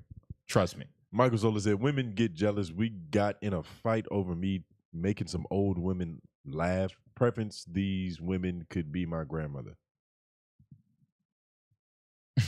Yo, I'm tripping. I can't fucking read today. Yeah, it's very hard to read. Women get jealous. We got in a fight over me making some old women laugh. Preference, these women could be my grandmother. So basically, how you getting mad that I made a 70-year-old saggy, mushy fupa bitches laugh? You know what I mean? That's what he's saying. Because you can still fuck her. No, but that's like his, like your girl. No, I understand your what girl, he's saying. and that's my girl understands that about me, right? That you fuck an old bitch. She understands what I like. Like she understands how far I'll go. Well, I'm gonna look. She knows which friend to bring. Yeah, I'm gonna look. That's fine. You know what I mean? She understands. It's like we could probably go out, and I could be like, which girl do you think like would be my type? And she'll probably, is she just gonna pick the one that looks like her? That's kind of easy then, right? Depends on the context, because it's not all about looking like her. It's like, what does she walk like? You know what I mean? My girl really understands me. You don't even understand yourself. My girl, but that's the thing. I hate when you say that, because it's like, you think this shit is luck? Like she just, I bought it. I came home and it just like, I plugged it in and it just worked like that. No, I had, first of all, like, nigga, what? Yeah. Are you crazy? Yeah. Are you crazy? Yeah. It's not, well, listen, come on, don't dog. get offended, just listen. It's hard work. You have to be diligent. I taught you this. You have to be purposeful. And what's the last one? Purposeful. What's the last one? See if you remember. See if you remember. I must have forgot. You tell me. Purpose, talent, hard work, Justin. Hard work. Fuck out of it. Nigga, elbow grease, nigga. You just named. Did you fuck up the sauce? Fuck out of here. I gave you the sauce and you ruined the recipe. You've never given me I don't think anything. It's 100% easy pickings, right? Yeah, yeah. I don't like. Of course, I know who you are. I know that you understand certain things about how the world works, and I believe that. But I also believe that there's different levels of challenge. There's different levels of challenge. And I think that there's like different beasts. And I think that I don't want to say certain levels are easier than others, because I don't want to put it on like this one's above or that one's below. Yeah. But I think certain final bosses have different abilities. You know what I mean? I think it's different. Well, fuck the abilities, different weak points. Well, different weak points. It's like this, right? Like the animals that are big and scary to others, it's like they're not. I get what you're saying. You know what I get what you're saying. But could it also be like it just so happened that it hold on. Could it also be that it just so happened that this big scary dragon was just fucking with the donkey? You know what I mean? The big scary dragon trapped in the dungeon was fucking with the donkey, and then we had donkey flying dragon babies. But you never got burnt. 4. At least Eddie Murphy got burnt. You know what I mean? She was a dragon. and he was like, "Oh shit, this bitch is a real fucking You don't dragon." think I got bit? You don't think I got bit? Look healthy to me. You don't think? Well, because I heal fast. Nah. And you know, I got quick reactions. Then it ain't a dragon burn. Nigga, that's what I'm saying. Dragon burns leave scars. First of all, Donkey never got burnt. He got clipped a little bit, but he got burnt. He never really got burnt. He had to But bring Donkey that's had to the bring point. out her femininity. But that's the point. So Donkey knew how to really train a ferocious beast. It's not that he got lucky. No. It's that he had the right temperament, the right purpose, the right motive to train that beast. But like, hold on, It wasn't a beast. So for your past situation, what was the temperament for that situation? Same context. You're talking to I don't get the question. Say it again. What was the temperament of your girl in the same situation? Meaning, like, you're talking to a big titty Asian girl, and like, kind of good looking Mexican girl. It's like whatever. She had a bad attitude. But she had a terrible attitude. She was a type. She didn't look good. She didn't look good. She didn't look good, and especially not good enough to be that way about things. You know what I'm saying? She didn't look good, dog. Like, I wish. Like, oh my god, I'm not even fuck her. Big titty Asian girl was better. Better personality. But imagine you're talking to them and your ex. What would be the after effect of that? Or if, like, just name a situation with your ex where she saw you talking to a cashier, you made a girl laugh or something. Did she? It's never me. Did she autocorrect herself? It would be that. It would be the emotion, Yeah. but it's not directed towards me. Okay. It would never be directed towards me because it's like, first of all, I'm not like fucking flirting with bitches. Like, if I'm talking to her, like, it's with a purpose. Yeah. Like, context. Like, niggas was working at that situation. But like, even when you said that, I thought of one time where I think we was at a restaurant and the lady that I was talking to, trying to get the table and whatnot, like, you know, just doing the regular politicking. Yeah. She had made a comment on my voice. I forgot what she said, but it was pretty tame for the most part. It was just like, wow, what great vocals you have. And I was like, yeah, thanks, bitch. Woo, woo, woo. Yeah. And when we got to the table, she was like, that bitch, woo. It was that energy, but it's not at me. It's at the thought of this even happening. Okay. Yeah, In terms of like, I can't, this bitch is talking to my nigga, right? Like that shit, but it's not like, yo, like you was fucking cupcaking with that bitch. So what do you do after that? Depends on the specific situation, because like in that context, it's not a real problem. If anything, I'll probably play with it. And I've gotten burned doing that a couple times. But what happened? Like, because I'm gonna tell you what I would do in that, just so, because I'm trying to see like what is the difference of approach. You get what I'm saying? This is I get what you're looking for. This might be a bad example to try to derive it because it's two different people. Because it's not a problem. Like, this is not a problem. You know what I mean? Well, it's never. It's not this, and it's not a problem in yours too.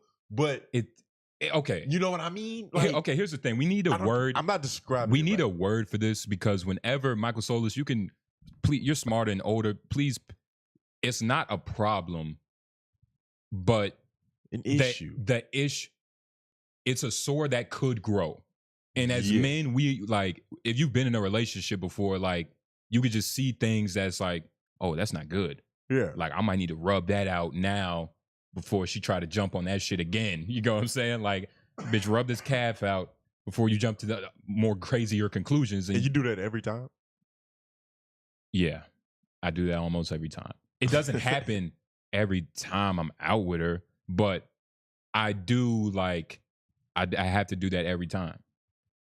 Because if I don't, one, it's always a test of her temperament, right?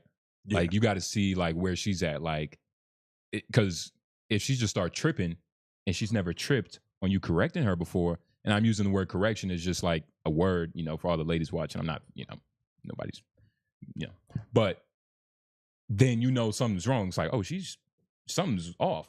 Like, this might be time to, like, ask questions about the relationship or ask her what's really wrong. Yeah. You know what I'm saying? So, but it's also like, man, you gotta you got to really check shit, man. Because it gets to a point where eventually she's having imaginary conversations with herself, thinking of like the slick things that you would say to get her like to think like, yo, this is ridiculous. And that's what happened after I talked to the big titty Asian bitch and her bad attitude friend and was looking at her friend's ass, my girl's friend's ass. Yeah. That's what happened. She was like, well, that's kind of ridiculous. And context, that's happened sober before. But, and I'm mentioning that because we had a drink that night. She had like and it was only one drink. We're not like, she's way heavier weight than me in that aspect. Fucking African. But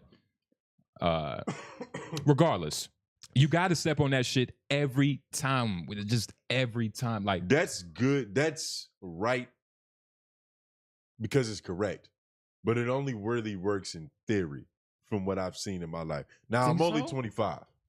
So all of this could change. Michael Solis, please be talking in this Michael Solis, what have you seen? I hope you're still watching. Like, Michael Solis said it's called stopping out. Like when there's a fire, people try to step on it before it gets too big. Beautiful analogy, my nigga. Beautiful analogy, my brother. But the problem is, every time, from what I've seen, just up until this point, is not realistic. Especially if you pimp it full time. And by that, I mean you live with your girl. Because that's all. That puts a whole different connotation on everything. You tell the people. You're no longer the same people. Tell the people that context, and Michael Solis, please tell, like, if you feel this too. What context? The context of you living with your girl. Like, because. Oh, well, yeah. Because well, I mean, yeah. we have new fans, and people don't understand, like, when you say that, it could kind of just get brushed off the shoulder, but without realizing what, like, you was with your girl. I used to live with my girl. Like, and my mom at the same time. But what was it? What question did you ask me? I'm saying, no, you were saying how it's different when you're living with your girl. Do we get full time? It's damn near impossible. You think it can't be? It is. It can't be. It is. What about Pimp C, Don Magic Juan? The thing about those guys is that it's like with anybody famous. Ice-T. We only see the highlights. We didn't see them like wake up to a fucking boiling pot of hot grits on their bed because the bitch is tripping, and it's like we haven't seen their very not pimping moments. Yeah. And most people are very good marketers of their own abilities and like what's going on in life, especially a pimp, nigga. They're the best marketers. They're the best sellers. What? But point being, are you okay? Continue. Do you know? Yeah. What kind of mind frame that you have to be in to be like right in front of the moment, like to where you could be clear and level headed every time? Yeah. It's impossible. Well, when you're doing it part time, it's a lot easier. And I'm not like trying to like throw any shame on part time pimping. Like, you know, that's it's real life. That's how it happens. Like, I want to live with this girl right now. Yeah. But at least you get a pregame. Yeah. You get to warm up for 30 minutes. You get to stretch, get some water, watch some film. And make sure y'all like the stream. And then you go into the game as opposed to waking up on the court. Okay. You know what I mean? But don't you think that would make you a better player? No. Because the thing is, nobody can play basketball 24/7. It's impossible. And you eventually get to the point where, and you've probably done this with anybody, like even your mom. Like, you literally just are not in the mood to do what you're supposed to do in this moment. Yeah. Because you're at home. Exactly. You're at your place of rest. You fought battles all day. You were literally doing this exact thing all day. Yeah. You just want these few little moments of not doing that. Yeah. And so some shit might happen to where it's like, I could, but it'd be so much easier if I didn't. But you want to know the difference? Like, I've learned, I've embraced my competitive nature. You have to embrace that competitive nature of just like really. It runs out. It runs out. Yeah. Okay. I used to like. I grew up argumentative. Well, it's not. debate, like all of like in terms of like not. But you want to know something else, though? You have in terms of not backing down. And backing down might be the wrong word because that puts like a certain picture in the brain to where it's like you lost, you submitted, but choosing to not fight, to ignore, or to just let it just go. But this is why. Just let it. But this is why, and if you've ever worked for Amazon, FedEx, you gotta do the pre-checks. You gotta walk around your vehicle, check your tires. You gotta check the resume of the day. You feel me? But so you have to do that early. Like that's why I'm saying you have to get ahead of all that early to where eventually she starts fixing herself. I agree. You get what I'm saying? And that's my whole thing. Like if I can get on it now, if it happens later, then it's really a problem. Because by then I've done my work. You should already know what to do. You know what I mean? But you've done your work, but there's always a new level because things change on the court that you're playing on. Exactly. So it's like with me and my shit specifically, when we weren't living in the same household, not to say that when we moved in, everything like went to shit, but all of that was fine and dandy. All of that was happening. Okay, let me put the fucking penny in my tire just to check the thread and just make sure the pressure's right. Okay. My fluid's a little low, but they not that low. Yeah. But I'm just gonna feel it anyway. Yeah. Because I don't want them to get that low. Yeah. That kind of shit. But once you gotta start driving this motherfucker all the time, which the car analogy is gonna fall apart. But you can't you're late for work. You can't get up and check everything, dog. Like you gotta get in and go. Yeah. Or when it's cold and you don't have time to turn it on and let it warm up for 15 minutes. Yeah. Nigga, you gotta let that motherfucker warm up on the highway. Yeah. And it can eventually get to that point. Well, but that's the thing, man. It's like I just felt like what the chat's saying. Michael Sola said you could fight or you could get laid that night. And that he knows exactly what I'm talking about. You know what I mean? Like you can either be Hancock and it's like, come through, do what you do, make a loud noise when it happens, or you could just live to fight another day. But this is the thing. A series of wars. But this is the thing, right? Like you have to, and Michael Solis, correct me if I'm wrong. You have to, what if you never concede? What does the opponent do? You know what I mean? Like, what if you never take the knee on a battle? Like, imagine you fight to the end on every battle. Of course, you might lose something special in the end. What Michael Solis said, love making. But that, let's be honest, maybe for a night or two, especially if you know what you're doing to your woman, she ain't gonna want to like not give you no pussy. I think they keep fighting. Hey, well, no, that's not true. What do you mean your woman would want to not give you no pussy? I'm saying after like a couple days. No, nah. See, that's what I'm saying. It's like she can hold that motherfucker hostage for as long as she wants, nigga. It's serious. But that's my thing. I'm such an animal when it comes to that like I will not care about that until she understands that I need to win. Lauren says you should always be prepared for your day. If you get up early, you have enough time to prepare for war. But Lauren, I didn't want to say that because I don't want to like. That's not real. That's not realistic. That's not fucking realistic, Lauren. Like that, it sounds beautiful. But Lauren, I like the metaphor. I like the analogy because it is also true. But like I was saying, you would think it would make you a fiercer warrior. But I understand, like, man, you got to fight every day. Eventually, two things are going to happen. Like, you get used to the beating, or, you just catch like a stroke of luck, like a quick slip uppercut, just knock her out and win. But it all depends, man. I just feel like my perspective on it is just like, that's what works for me. Like, I have to get on it. I have to be on it. That's what you're supposed to do. Like even now, like I'm gonna have to be on it after this. Like I went to the wrong venue. Like she was performing in Durham, I went to a venue in Raleigh and shit, and I felt like the somberness on her voice. It was very somber. She's probably just disappointed how dumb that was. Hell yeah, it's just like, come on. Like, wow. Is she alone? Alone. It's like she's never alone. She knows a lot of people. She's not like alone. Like it's people she know there. But if you're asking if she's alone, if I'm not there, of course. Yeah. All I'm saying is, but you have to, and it's maybe not that easy. And I can't believe this nigga Lauren, dog. But everybody's speaking from experience. Yeah, I know. Everybody speak like Michael Solis. Which is why I can't believe him. It's niggas in this chat that aren't typing, probably for good reasons. Maybe they don't have experience to speak from, but please do.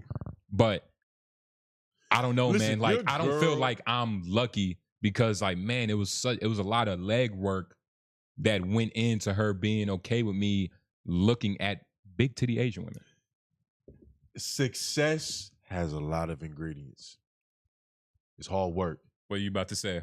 It's timing. It's talent. And like any good meal, there's a little sprinkle of salt on top that we like to call luck. Nigga. Stream over. Stream over. We're out of here. Luck. Stream over. The stream is over. The stream is over. The stream. I'm packing up the lights. Boy. I'm packing up the lights. Have you ever dated a girl that was good at debating? I'm packing up the lights. No. Actually, yes. Now she's wicked. I don't believe she's wicked, dog. Wicked. She's kind of wicked at debating. At like common sense. She grew up with 3 brothers, so she has like male thought patterns sometimes. So that's not lucky. That's not. No. You don't. But hold on. But no. How's that lucky? Hold on. You understand? Hold on. You understand? Hold on. Let me say my point. Let me say my point. Trying to get women the mindset. Can't talk over black men. Can't talk over black Nicaraguans. That's not luck. You didn't have to go to Steve Harvey to get this. 3 brothers, each of them. No, sorry, 2. Both of them telling her about them. You get what I'm saying? It's not like it's not really luck when she understands what her brother is doing, and she's just connecting that to all dudes. So I have to fight through not only that, one, she's a Christian. So I have to weasel my sin around that cross, weasel my sin around whatever her brothers taught her about dudes ain't being shit because they not shit, which is like, I can't believe you pulled the Christian card. What? Word? No, you don't get that. What you mean? Nuh-uh. What you mean? Christian? You say every Christian. Christian? Yeah, she practicing? No, that's why I got her that chain. Like no sex before marriage, Christian?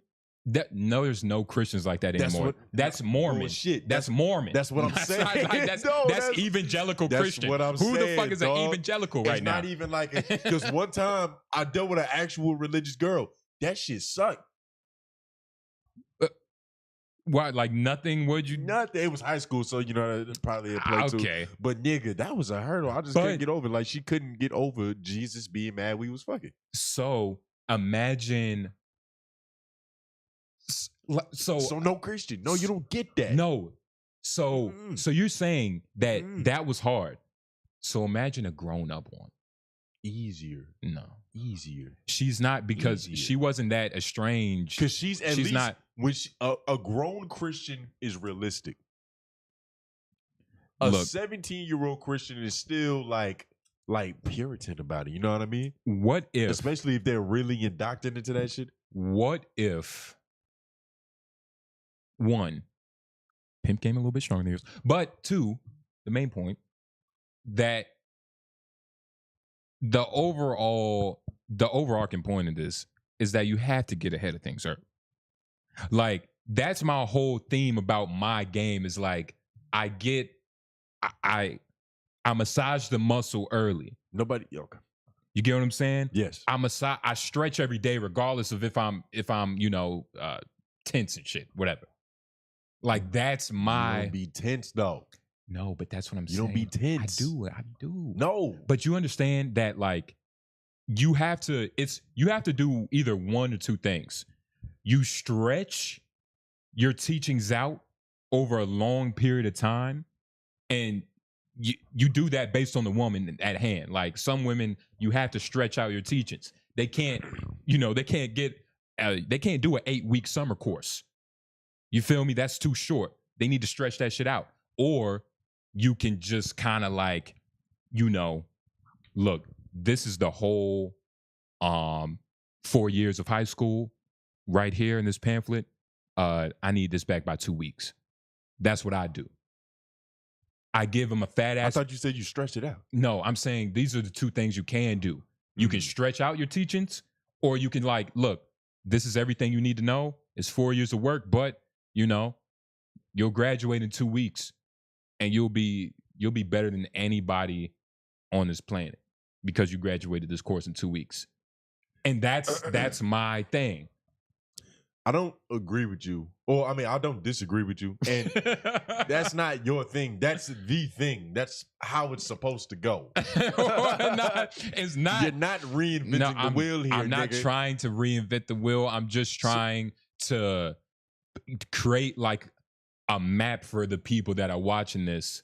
You get what I'm saying? So that they can see in their heads of, like, what I'm talking about. And all I'm saying is that that's all cool and dandy. That's all cool and dandy. Okay. But there's a level of life. The fuck? Hold on. Shit. Emergency call. Yo. There's a I'm level still of streaming, life man. he hasn't experienced yet. And I don't really know how to. I bet. Just say it's one of those things that you can't explain it. You can't paint the picture. You got to live it to really truly understand what it means in the context of how it feels. Everything good? I asked my plug for a quarter. He called me back and said I only got an eighth. It's like, this is what I'm saying. We don't care about your junkie problems, nigga. But just to kind of siphon the energy I feel from that into this conversation, you have to, one, what do you do? What style of teaching do you do? And I want everybody in this chat to answer that. What style of teaching do you do? Do you like to stretch everything out? Do you like to, give them 4 years and 2 weeks? You know what I'm saying? Or what's the third option? Probably. I'm a case by case kind of nigga. Okay. I wait for, because not everything is immediately a problem. Not everything is immediately a problem. I don't believe that. Well, you mean it. You don't understand what I mean by immediately a problem. I know. I don't mean like something happens and it doesn't matter. I mean, y'all may never have this issue. Like, you might deal with a girl to where one of the examples that we brought up of, okay, this happened. Let me teach the situation. Let me mend it. Let me show her what the right way to think about this is. We might not ever get into the scenario where she's jealous of me talking to another girl because she just never really gave a fuck from the beginning. You know what I mean? Okay. So that's what I mean. It's a case by case scenario, because I don't like people who, when you meet them, they give you a manual on how to be cool with them. Because that's kind of like some, I don't want to say narcissistic, Well, but that is some weird, like, okay, I'm starting to not like being around you. Like, you got a fucking rule book. Well, here's the But I thing. only dab with my left hand, just so you know, moving forward, I'm a left hand dabber. Like, There's a way of doing everything, and I don't like that. I don't like because it is. I don't know. it's an I don't know about immediate- narcissism, but I know it's your. It's an immediate, like, who the fuck is this then? Like, all right, look. If that's what you're gonna tell me, then you need to treat me like the boss. If this is gonna be like a boss and worker relationship, like you're telling me your resume and you know what you need in your fucking pay range, you know what I'm saying? Because that's what it feels like. But the thing is, the employee doesn't come in with the leverage to do all that. Only the boss talks like, this is what it is and this is how it's going to be. So you can either sign up for that, Yeah. or take your talent somewhere else where they can accommodate your services and shit. But what would you say you do? Like, But you've never been with a girl, or you never like, because it's not always about like getting all the way to the point where you dating a bitch or you talking to him. But you never fucked with a girl that was like, oh, we don't do this, this, and that. You got, if you want to be with me, you gotta like immediately. That's a turn off, dog. Yeah. And I feel like that's both ways. Like a dude is like, yeah, bitch, you my bitch, you got yeah. Like, we don't know each other yet, my nigga. Yeah. We don't even know if that's a problem. Well, okay, things being so that's why I say case by case. Well, to where it's like, okay, this happened, and let's make sure this doesn't happen again. But because things grow, things fester. So, compound interest is real. So you agree, like it's but case by case, that's the thing. Like it all depends because some things that may seem little now could be disastrous. And when I say case by case, I'm not saying ignore little things. I'm saying I'll wait for the thing to happen regardless of size. That's what I mean by case by case. Well, not that I pick and choose when it's an issue, even though I do, but that's not what I'm saying in this moment. Yeah. I'm saying I'm never just randomly like, let me think of a hypothetical of like, if this happened and this happened, would you do this? Yeah. But I'll do that, but it's playful. It's never on some like, it depends, dog. It's literally case by case, because even as I'm talking about it now, I've done that before, but there's a way to do it. It's not from a serious like, let me just make sure you pass this fucking questionnaire to make sure you can be my bitch. I'm gonna tell the people the way I do it. I'm gonna need to ask a favor. I have to go get some. He's pulling up. Yeah. Just give me like 1 minute. I'm about to tell y'all how to do that. Jay Nobles, Pimp Master. Make zeros in the chat. He said butterfly effect, Jay. I don't know why he said that. You send me a butterfly? Yeah, or I don't know. Maybe that fucking shirt you wearing, you look like you catch butterflies. But, huh? You good? But yeah, chap, we completely got off this Jaylen Brown situation. I guess that shit was just a little too boring. Had to talk about our own personal lives and shit. Feel free to let us know what your strategies are in the chat too, because it's just a meeting of the minds going on. We're just trying to get to the bottom of it. We're not saying that there's one particular correct way. There's many ways to skin a cat. His method might not be my method, even though I don't think he realizes he agrees with me. The biggest difference between what he's saying and what I'm saying is all of that happens, of course. You check the temperature, you check the pressure, you make sure everything is straight before you even get in that car. So if that shit crashes, it is your fault. It's not like on some, you got unlucky, it was weird circumstance, and now all of a sudden, boom, nigga, you fucked. This nigga Leak talking about bada bing, bada boom, real nigga in the room. Hey, you're very late, brother. We've been on this motherfucker for about an hour and some change. Where the time at? We in here pontificating about nonsense, but that's what y'all tune in for. I'll bring up the problem when she's in a better mood, or I will address that immediately depending on what mood I'm in. I feel it. I feel like that's dangerous too. I feel like that's dangerous too, because if you can only persuade your girl when she's in one setting, if she's not in that setting, and let's say you can't get her in that setting, what do you do then, Mike? You just give up? What are y'all talking about? Just bullshit. But damn, what the fuck was I about to say before you came? What was you talking about? Because I do remember what we was talking about. It's kind of rambling, but is niggas really divulging? Yo, talk niggas about y'all pimp game, man. Lee said, oh shit, Michael said, I have been with my wife long enough that if there's an issue, she can immediately notice and vice versa. Lee said, real niggas work. Y'all talking about temp checking your girl or how you know you finna lock her down? The first one. How you know you finna lock her down? Yeah, definitely the first one. Yeah, the first one. But look, man, the game. Because Leak, I'm saying temperatures need to get checked. Because that's how you find out if you have a fever. Yeah. You find out that your immune system's a little compromised. Yeah. But man, after a while,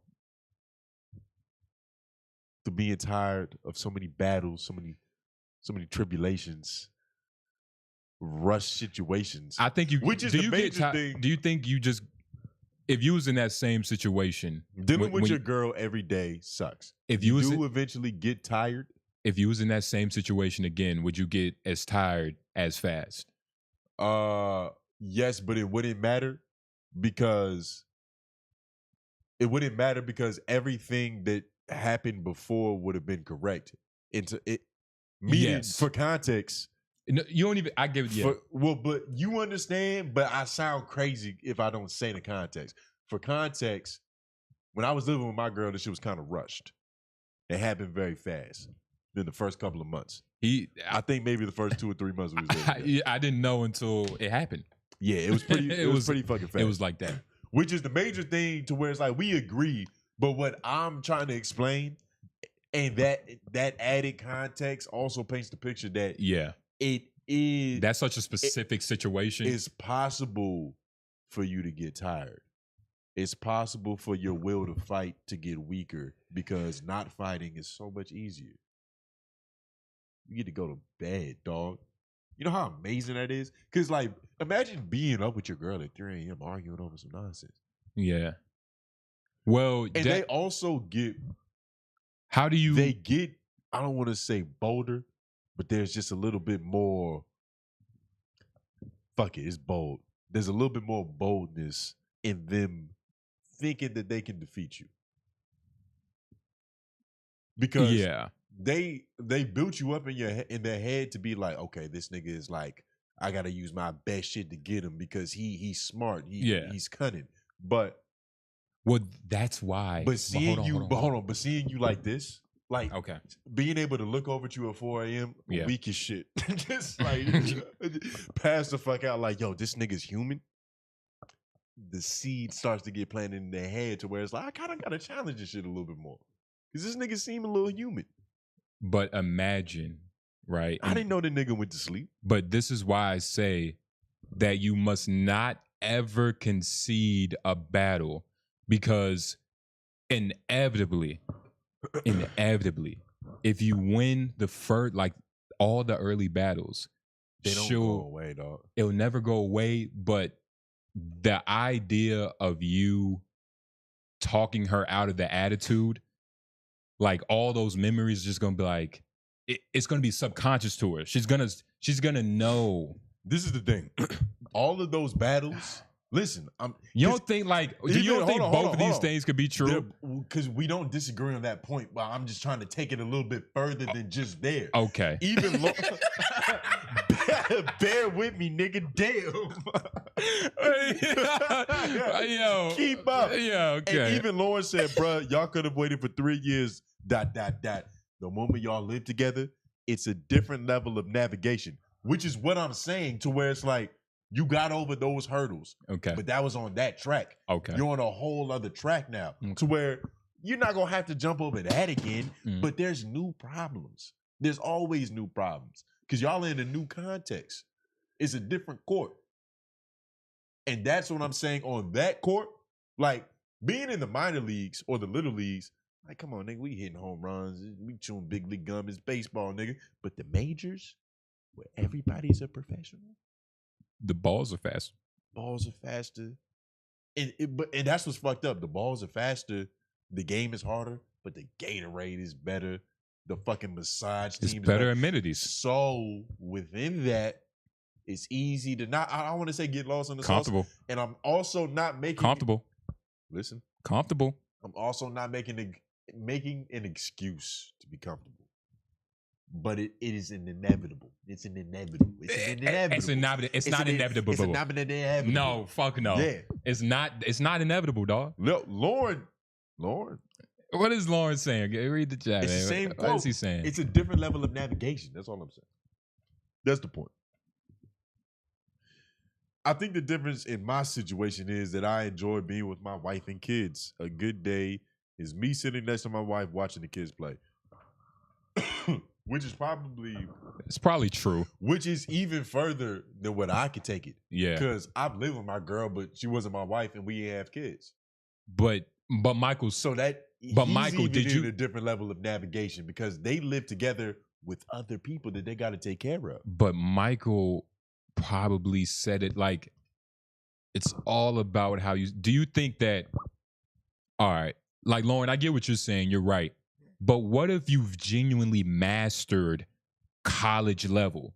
Like you've maxed out everything. Pointless. So, and of course, there are players that are very good in college, but they go to the NBA. It's a little bit different. It's a different game. But I'm saying if you're the spacing's different, the space is different, the plays are different, the quarters are different. It's a different the game. reps are different. It's basketball, but it's played differently. But if the game is a part of you and you really understand the fundamentals, the footwork, like, no. You don't think so? Do you realize that the divorce rate is like 52% or something it's like stupid? 55. Let's look that up. Like being with a person forever is not easy. You niggas are constantly growing and changing. And so that's why I keep saying that it's like, yes, you probably mastered AAU. High school, you is crazy.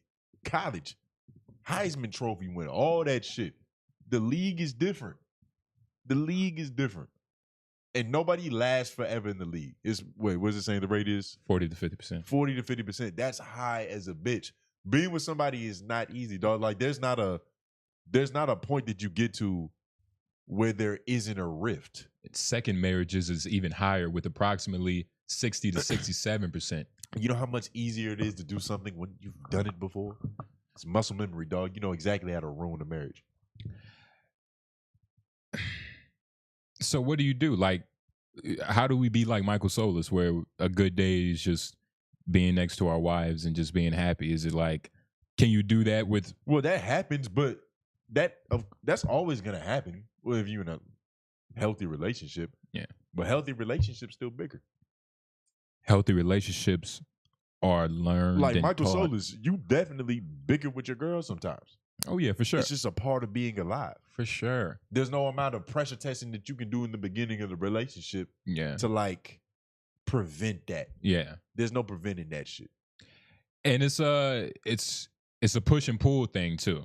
There's no perfect harmony. We're always, we're kind of just talking about the push, but or the pull, but there is a push to it. Whatever that fucking saying is. That's why you said push pull. Nigga. Yeah. Whoa. It's an ebb and a flow. Yeah. But I mean, hey man, relationship dynamics, man. It's hard, nigga. This shit is that I don't know if we're meant to be together forever. What do you mean by together? What is together? In a relationship with one person. So is that just spiritually or is that physical too? I think it's a worthy goal. And if you can do it, like, of course, try to do that shit. But I think it being that difficult is for a reason. It's supposed to be that way. It's natural because we're people. And at the end of the day, it's also a little bit of you're manufacturing, constantly growing and changing, and she's also constantly growing and changing. Ideally, y'all are going in the same direction, but that's not life. Don't always work out that way. It's not linear. You're not always gonna be attracted to her. You're not always gonna like her. Yeah. So that's why, like, because you get into a relationship because you feel a certain way, but you're not always gonna feel that way. But you made the commitment. So it's like at a certain point, you got to choose between how you feel, and of course, like feelings ebb and flow. Like just because you don't like her now, don't mean you're not gonna like her forever. Yeah. But are you committed to how you feel, or are you committed to the decision you made? And most people, why that percentage is so fucking high is because they committed to how they feel about the shit. Yeah. And a lot of them just probably didn't make the right decision. Like, let's be honest, it's stupid. But at it the is time, a lot of it's too much feeling. It's not enough resume work, and that's part of the problem, man. Look at your girl's resume. What they saying? Sola said, when my wife is tripping, most times she needs to fix it. The problem doesn't actually lie with me, and she would usually apologize after. Shout out to you, Pimp. Lauren, that's important on both sides. You need both parties to be accountable for their role in the harmony being disrupted. It's 100% certain, Lauren. These women need to be accountable too. Exactly. Because honestly, I didn't start, just in terms of fight started, I'm losing. I'm usually a counter striker. So you okay? Yeah. Like, she's starting all the fights. I'm honestly hard. Like, if you piss me off, like, you did something.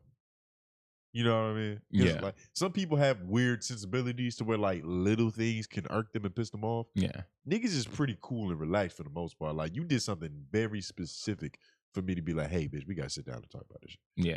Like, you can't do that. Yeah, I ain't like that. Yeah. And yeah. I'm trying to think of like when's the last time I've been like, yeah. It depends though. It depends. I'm trying to think how many arguments I've caused. But that's the thing. Like, did I cause them or did she feel away? So, who knows? Nah, you probably caused Who this never know, man. But, shout out to my teachings. And hopefully, man, y'all get some ism about y'all, man. Because the nigga Tony going around niggas is lucky, man. That is not the case, my you brother. And you deserve to be lucky. I'm not. Shout out to telling Lee. you. Our women are not here right now. We could say they don't always be accountable. And we got sit there with the okay baby face until they done going through their moment, even after telling them about themselves. Yeah. Damn, Leak. I feel that shit. Leak, I didn't know you had a woman. That's dope. Leak got a white woman. I thought that was a joke. Nah, Lord. he has a white woman. Leak, you have a white woman, right? Well, he is in North Dakota or Kentucky or fucking Tallahassee. It's black communities. Lauren said men normally cause arguments inadvertently through the lack of paying attention. Ooh. It sounds like he lost the argument to come to that conclusion. Nah, that's a lot of times. Nah, for sure. For sure. Because even like the little tidbit, like I inadvertently like, but I don't know though. I was looking at her titties though. It depends. Lauren, you're right. But it's always something, it's always how they feel about the situation and not like the situation at hand. Because a lot of That's not even times, just women though. That's literally anytime. That's anytime anybody's offended by anything. did I cause them? Did I cause the problem, or did they just feel that way? Nobles. I mean, that's the truth. But yeah, you got a beautiful queen. Yeah, it's a white woman. It's a white woman. He didn't just say no. He did, yeah. But yes, sir, from the Caucasus Mountains. I damn right, nigga. anytime Yeah. you've had to apologize to somebody over some shit, like most people aren't dickheads that are going around purposefully doing shit to piss people off. So when you are apologizing, 9 times out of 10, you didn't mean. You didn't mean Pronto. You didn't mean to do whatever made them feel how they feel, but you still gotta apologize for that shit. Rob was upset. We do open mics for those of you like Leak, who's in North Dakota, from the words of your lady being upset. Yeah. There was a situation with Rob. He's like an audio engineer. It was like problems. He felt rushed and shit, basically. He felt like, we was just kind of on him being rushed and shit. And I apologized to him because, like, I genuinely, I don't want him to feel that. I don't want him to think that, like, that's what we're doing to him. Like, we're kind of rushing him, fucking with him. Because we were. It is pretty rude. The 2 weeks ago before that day, we was kind of like, fucking with him. You know what I mean? Like, we were fucking with him. You was like, we gonna get the crowd to boo Rob if you don't do it. You said some stupid shit like that. Yeah, I did. So you deserve to apologize. Yeah. But, I made it back up. It's fucked up. Yeah, man. You gotta apologize, man. No, apologize. LOI. But let me pull this up. Speaking of niggas that need to apologize, real quick.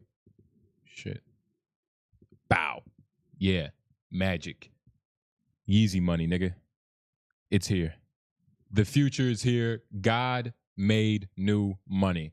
Yeezy money is here. A new economy built on chain. You click the link, and this is where it takes you. You know what I'm saying? I'm pretty sure you can go on Robinhood. Let me see. Let me go on motherfucking Robinhood and try to see this shit. So you can invest in this. What is this? A crypto coin? It's a crypto coin. It's a cryptocurrency, nigga.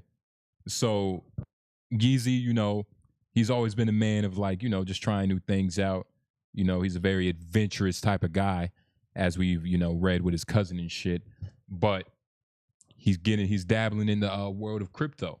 And a couple of months ago, he was asking the internet like, "Yo, what's the best like blockchain and like different crypto questions and shit?" Word. And you know, I didn't know what some of that shit meant, but So you gotta be retarded to invest in this. I don't know, dog. Oh yeah, you retarded. I don't know, dog. What's $10, man? What's $10 to get on this shit early? I mean, like, would you pay for pussy for $10? No. So $10 isn't everything. Yeah, but I wouldn't, because pussy isn't gonna grant me the return I need like a Yeezy coin. Neither Like, is Kanye, though. First of all, Adidas is way smarter than you. They don't want to invest in Kanye no more. No credible fucking Fortune 500 company is giving any money to Kanye West anymore, dog. He's a loose cannon. You think he's still going to be doing this 6 months from now? he doesn't. It's a blockchain, nigga. You don't understand how it works. That he will be doing this 6 months from now. Doing it is here forever, nigga. It's blockchain. Is it? Yeah. Explain how. You invest. It's working for itself. It's like it's literally a machine. Like the more people that fucking buy into it, like look, Yeezynomics. You see this? Yeah. They see that? Yeah, they see that. Yeezynomics. You're the only one that's convinced. Yeezy Investments, LLC. Public supply, 20%. Liquidity, 10%. 3-month cliff. This is going to fail. This is going to fail like most things he's done recently. And I'm honestly not surprised you kind of intrigued by this because you did buy those dumbass socks that he dropped. I'm gonna go buy. So you'll support anything he does. I'm gonna go back and buy a $20 shirt or $20 jacket for sure. Well, at least that'll look cooler. But yeah, nah, you can't. I don't think Kanye's friends are invested in this. You're crazy. Nope. ePay is a crypto payments processor that enables merchants to accept both credit card and crypto payments at fees lower than the typical 3.5% charged by traditional platforms. You call it ePay? You don't even know what you invested in, nigga. Come on, man. I'm about to join this fucking email list. It's YayPay, which is a lot cooler. YayPay. But what doesn't matter, nigga. The point is that Kanye will never stop, and I'm happy for him. I always fucked with Kanye, even when he was going crazy. I knew what he was going through. Why doesn't 50 Cent have a coin? That would be dope. You can't have a coin in a fucking TV show. That has to be FDA regulations, like somewhere. Cause he would be marketing that shit. Doesn't Logan Paul have that? Big Meech would be talking about like, yo, I've been thinking about like, of course it's dope and shit, but like, what if we make like some shit that ain't been invented? And it's like he's gonna talk about blockchain. You know, 50 Cent doesn't make like power's cool. Writing's a little off though. Like 50 Cent's like writers. Well, I mean, he didn't write it. He definitely had a hand in that shit. Yeah, but he's 50 Cent, dog. He has vitamin water and shit. You ain't talking about that. He don't do that no more. Yeah, he do. No, he don't. Are you sure? Possible. Stop just saying shit. Google it, nigga. Do promote? Does 50 Cent do vitamin water?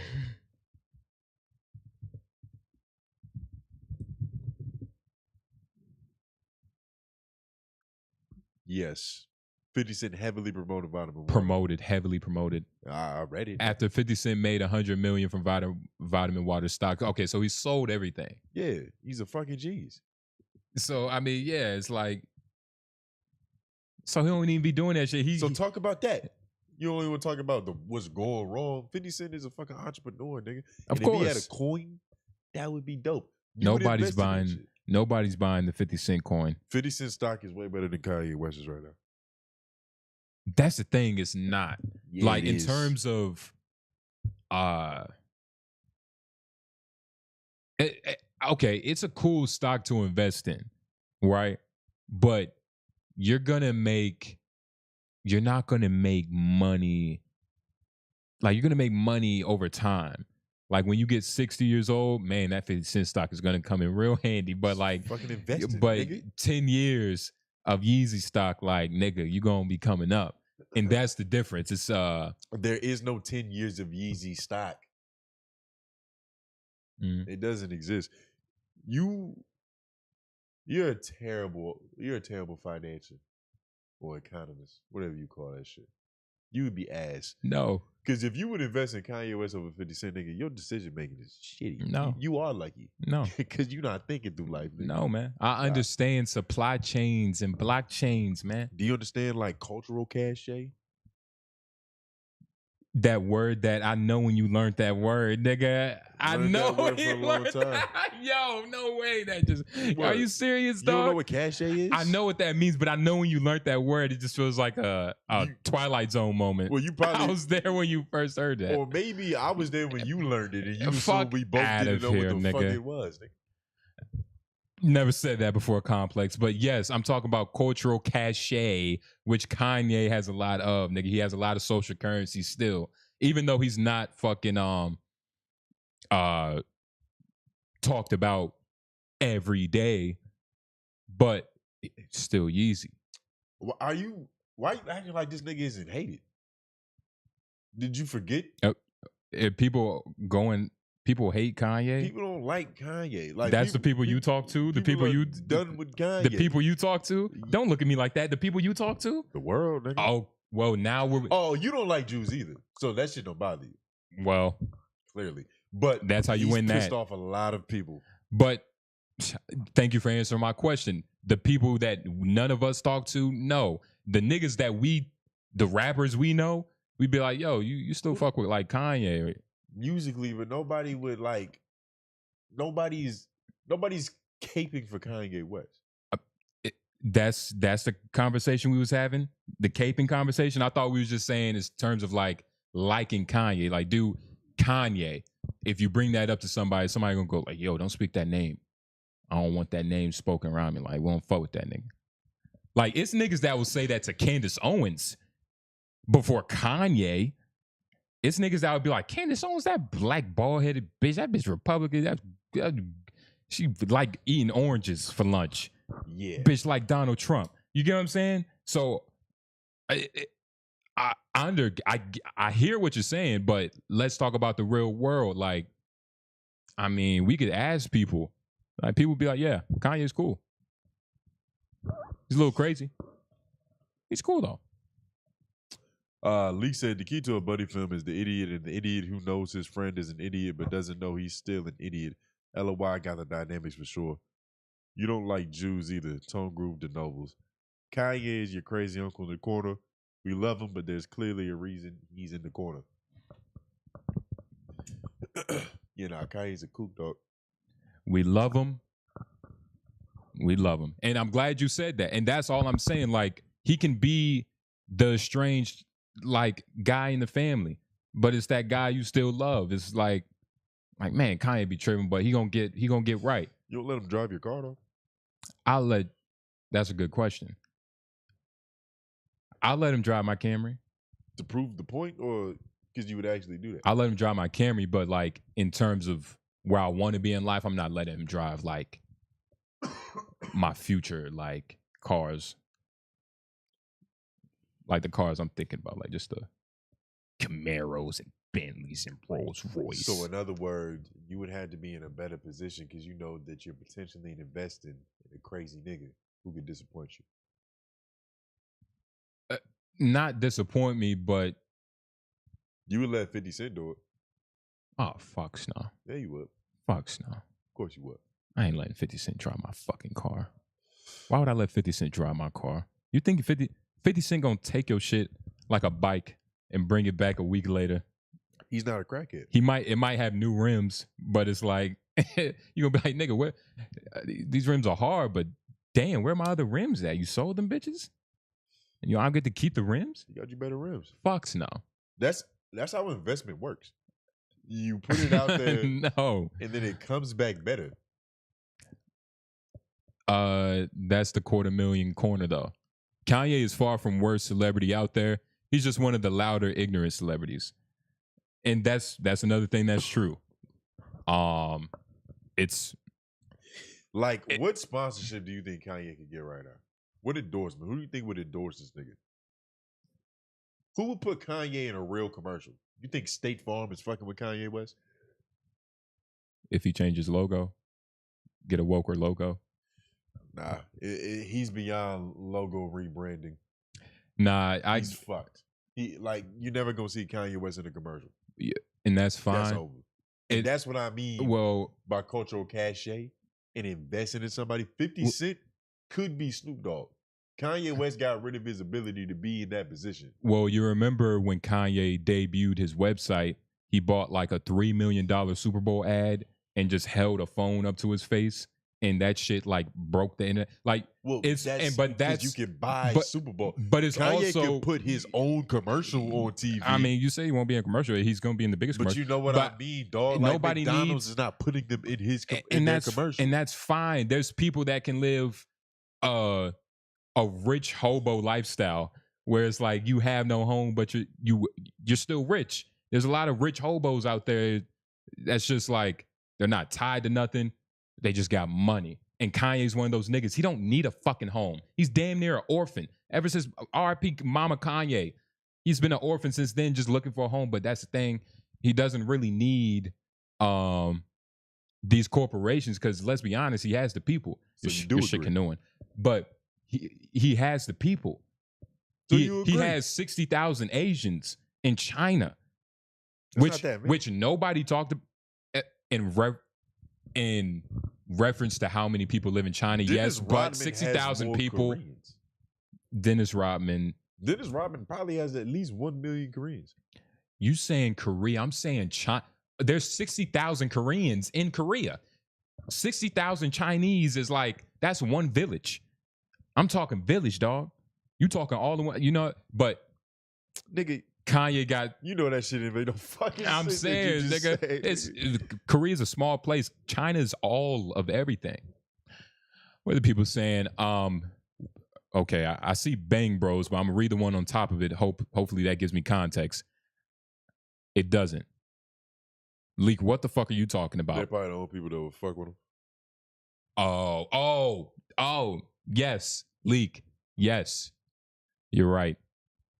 You let him drive your car, and next thing you know, he ran over Taylor Swift. He's gonna pick Taylor's. He's gonna fuck Taylor. He's gonna finger her in the passenger seat because they're cool now. But shit, I've sat in your passenger seat. God knows what's happening there. Right now, Kanye can work with Cracker Barrel. He could definitely redesign the logo, maybe give them new uniforms. Definitely put in better white women behind the cash register. Kanye knows a good white woman. He knows how to choose them. Kanye can still go to the Breakfast Club, whatever value that has, which is true. iHeart would hate it, but Charlamagne would probably be like, fuck it. Because Charlamagne, I think Charlamagne got that pull where, it's to his discretion. But I would probably love that shit. But Jewish, I'm gonna assume, I don't even want to look it up. I'm gonna assume that they are with the ADL. And yeah, they would like it, but the people that are invested in them, the people that, didn't like what Kanye said in 2024 or 2 months ago. He doesn't really talk about Jews anymore. He's kind of apologized. There's a tweet where he was like, look, my bad for slamming on the fucking shit. But he was like, look, I apologize. Of course, he tweeted it. But he was like, I apologize, man. That I was tripping. I don't know. A Kanye apology. Don't say that. It's worth a lot. Even if he does it a lot. Nah. It's worth a Yeezy coin. Which is at least $1 billion. A Kanye apology is predictable. I would still vote for Yee over president over AOC. That's crazy. Leak, you got to send me some information about AOC. You must really hate that bitch. I know people don't like her, but it's probably because she just talks a lot. But yeah, what did AOC do to you? Because Bernie Sanders likes AOC, and I like Bernie Sanders. And they both seem smarter than Kanye West. So Leak, I don't know if you being funny, nigga, but Hey, Leak. You might be dumber than Jay Noble. Leak, send us. No, you're definitely dumber than Leak. You're definitely. I say you're dumber than Leak. Leak, you up? You're definitely dumber than. He's too stupid to diss you. Tony and shit. You're too stupid to diss me. But yeah, I don't hate AOC. Okay, so stop talking shit, then, nigga. Before I hell screenshot this shit and send it to like her. you wouldn't fuck her. Google AOC real quick. Leak would be all over that shit. AOC is probably like an 11 out of 10 in Kentucky.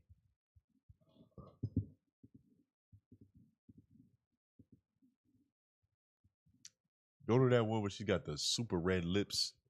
Yeah, that's Leak style right there. That's his favorite build. She look like this one actor. She looks annoying to be around for long periods of time. She looks very serious all the time. Like, I don't know. It's hard to judge politicians by how they look. Because they're all, Bernie said he liked her though, so kind of gotta agree with the elder. I don't know about it for real. Yeah, and Bernie's an old ass nigga. Who the fuck knows? But I like Bernie. They going full Democrat. They still in the same bird. Okay. Demo rep, same party, third party of nothing. AOC is fire. If she runs for real, I probably will vote for her, but it wouldn't really help shit. Yeah, Lee, you just gotta stop voting. Yeah, Lee, you should really join. It's the only way to change the system, dog. Just gotta stop participating. Just don't do anything. We gotta start voting in the Chinese elections. Like, if your girl starts looking at other dudes, that would kind of get you to be like, whoa, like, maybe I gotta get my shit together. What the fuck she choosing so hard for? Yeah. We gotta start just exercising our options. Exactly. Choose up on another country. Or, damn, nigga, kick the camera, nigga. Oh, shit.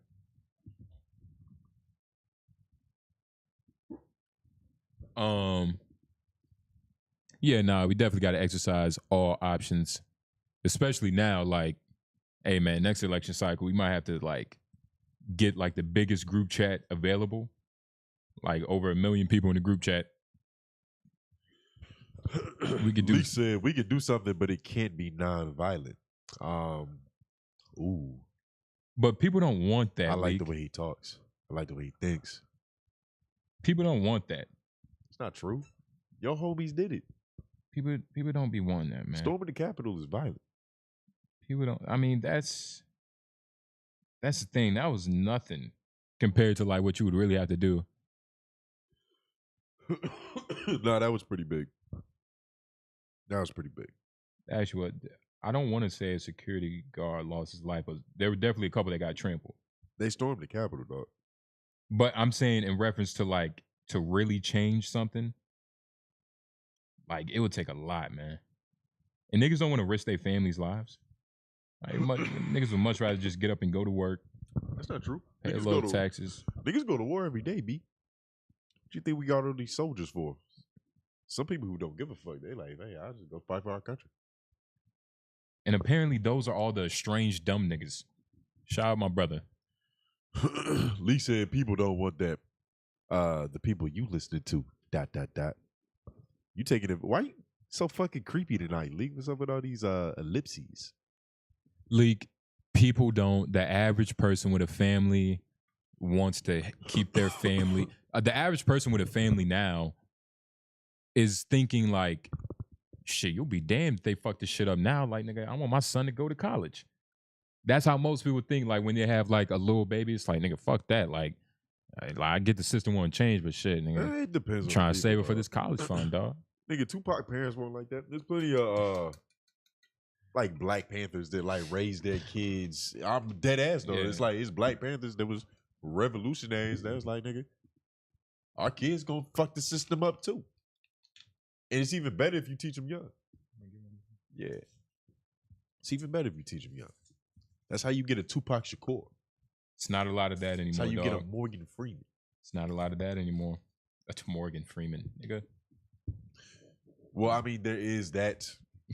That's how you get a Denzel. Like, you don't think that these white people are raising their kids under the MAGA propaganda? Of course. It's all about whatever cause you're fighting for, but whatever your cause is the cause. It's like favorite football teams. If your dad likes the Steelers, everybody likes the Steelers. You raised up under that umbrella. In theory. So if you in the Black Revolutionary Party, if you part of whatever the fuck AOC be thinking about, you put your kids under that shit too. It's natural. And some niggas is willing to die. Some people are willing to send their kids to die. Send their kids.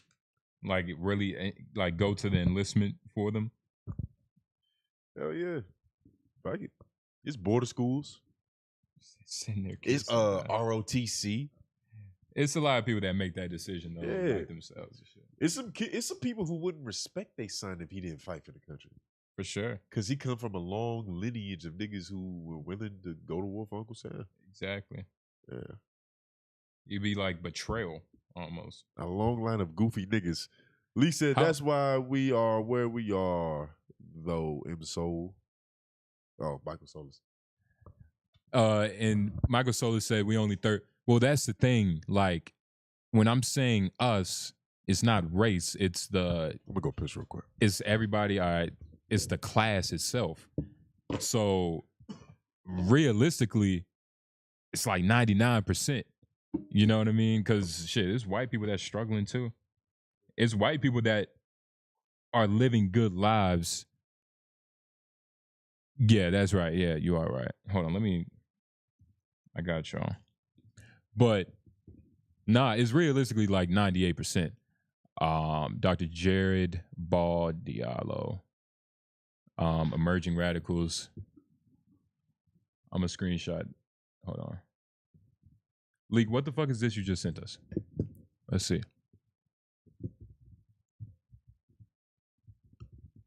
Oh, shit. That's where we were. We also some real fights long ago. In my opinion, hadn't been a long yeah, a lot of psychological, which is way better than physical. White people are smart. And we give them their credit too, but they don't never give us our credit. Like we're kind of, what the fuck is this?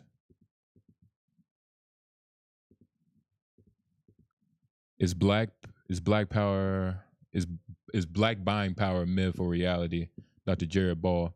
Is his father like tied in with Martin Luther King? Is this guy important? But Michael Solis, so what you were saying, most people have never been in a fight. Fuck around, like been punched. Nigga, I've had a brick thrown at me.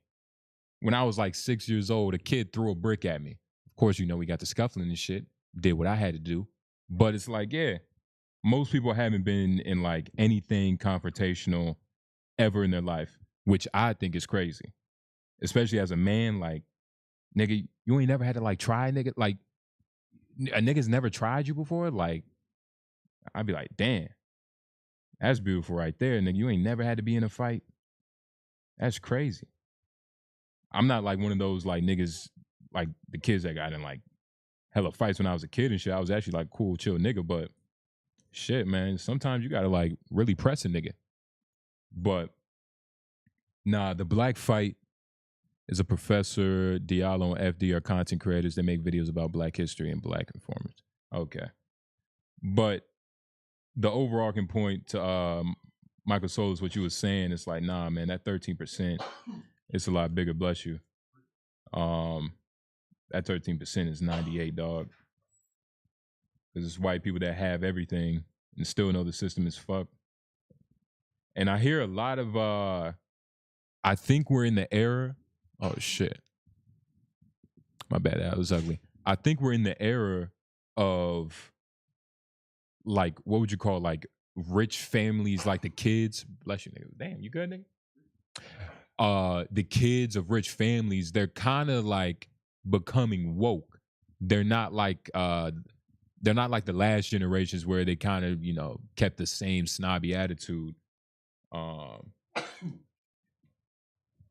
So the idea of just better life for everybody, it's a brewing idea, but it's gonna remain that idea for a while, because what you would have to do to really change everything is like risk your mother's life. It's gonna be bloodshed, and it's like you said, Michael Solis, most people have never been in a fight or let alone been punched. So you asking people to fight the government, niggas in suits in the army, niggas with guns, like that's not realistic. Nah, that shit is very realistic. That's why all these country niggas love the First Amendment. Or the second one, whichever is the one to bear arms. But that's the whole point of even having that. It's so that we can resist tyranny. If they decided to run up on our shit, really try to have like a militarized dictatorship, where they control how we move, that could not happen, nigga. Yeah, well, Americans are too rebellious for that shit. And we will fight. Okay, I mean, we fought each other over disagreeing about shit like slavery and other things. Like, nigga, the fucking union split. Yeah. That shit can happen again. And slavery, slavery it'd be even easier now because all these like identity politics and shit. The way we divide each other up already. And it's like slavery was a part of it, but it was really money. It was going to be a slavery was money. Yeah, it was over money and shit. But it's not realistic. And what you're talking about is defense. Like, to really change something, you need offense. And if like what you're saying is like, yeah, everybody's gonna defend their staple, defend what they can control. But like, for the most part, man, like, it's not gonna be we're not gonna go on offense anytime soon. I don't believe so. It would have to be something very tyrannous to happen to where everybody collectively agrees. You know what I mean? And that's just gonna be impossible. Second Amendment. Yeah. I mean, leak, yeah. I think we right around the corner from that shit you was just talking about. Yeah. What? In terms of like something big enough to get everybody on the same page that we're all pissed off about this shit. Trump might be the solution, nigga. First Amendment's talk shit. Second Amendment's the back of what you said. I like that. I'm gonna add that to a bit. I've seen that in a shirt before. Yeah, there were. No. Trump made people a lot of mad. Trump has made a lot of people mad, but it's not what we need. Is like, it needs to hit everybody collectively. Like, it doesn't have to hit everybody. It just has to hit. It has to hit the majority of people who are willing to do something about it. Plus, Trump, it's been his first year, and he's managed to piss off everybody, including the people that love him. He has 3 more years. Yeah. You know how much worse it could get? It could get better too. But it's not likely. But people's anger is not the anger we need. You know what I mean? Like, we need a little bit more. We need fucking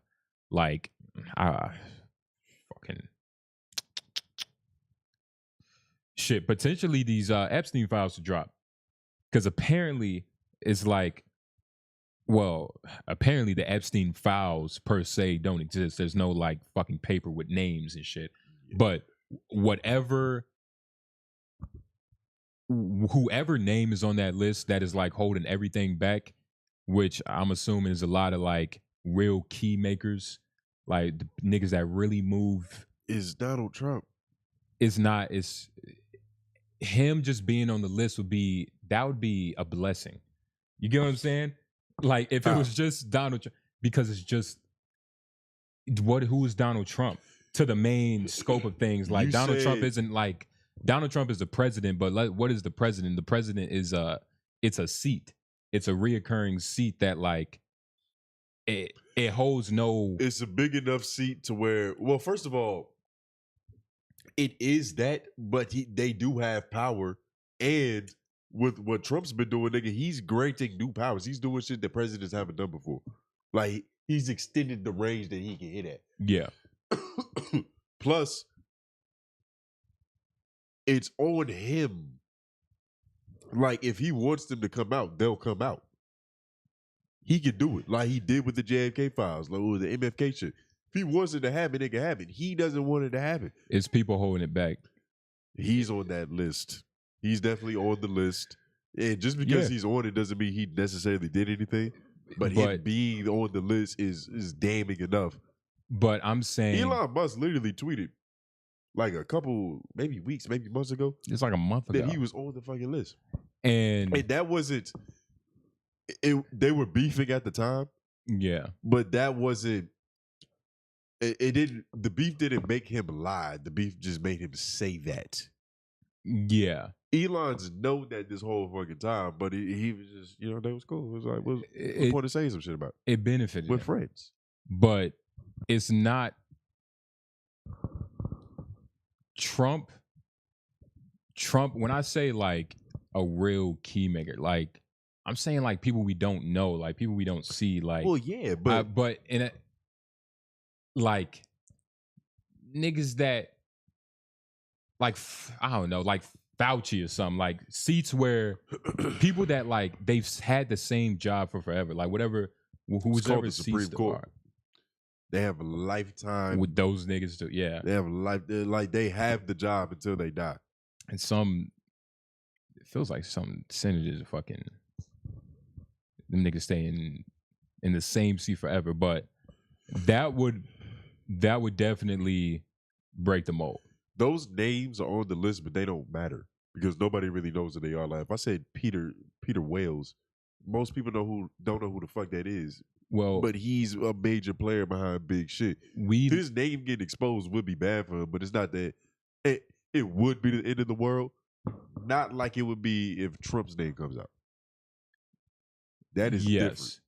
But that's the thing, right? It's like the president could be a pedophile. Yeah. Shit, I said the word, but fuck it. Yeah. Potentially. Allegedly.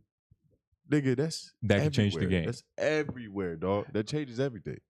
But it's also, and that's talking about the list again. Like, if y'all don't know, apparently, like they've had a lot of time to release this list. Like both parties, like everybody's known about this list, and I think everybody knows kind of who's in it. But I've also heard like officials, like white dudes in suits. I got to find the video, but he was basically saying like, there's not like a fucking list. Like it's not. Jeffrey didn't leave a ledger. You know what I'm saying? So it's all confusing. But there's definitely something. There's definitely some tapes. And did you even hear about the FBI sting? And they found an Israeli like agent in the FBI sting for stopping like pedophiles. It was like an pedophile sting, and they found an Israeli agent, and they let the nigga go.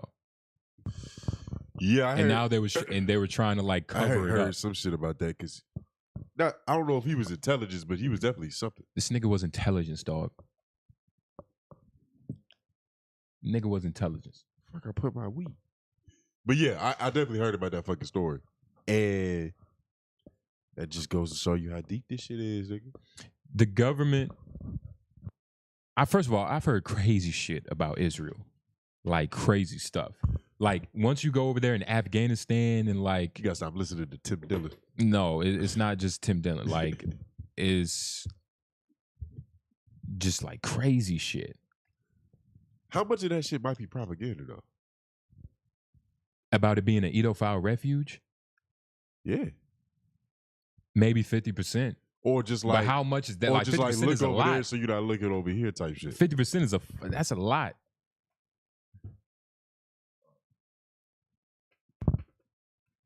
Yeah, 50% is a lot. Wait, what's that? 50% of what? 50% of the people that 50% a lie and 50% like the truth or something, like whatever you would ask. Oh. But nah, I mean, Well, that's not that bad. But I get what you mean, though. it's not terrible, but it's like, damn, it's like 50-50 shit. I got better luck with dice. Yeah. But nah, man, it's yeah, Peter Wells. What the fuck you know about Peter Wells? You ain't slick, Mike. I've heard. I feel like I've heard that name before, but Because I said it before. Whatever, nigga. But nah, man, it's a lot of people on this. I'm saying it like I know. I just know it's a lot of key makers on that list. Potentially, for sure. Shit that really shake the world. Speaking of a key maker, before we get out of here, real quick, we wanted to end the stream on somebody that kind of mattered to the culture, and what better person? God.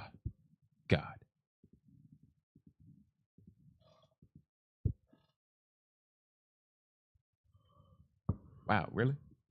Fuck it. Should I load it? Or you put the same link?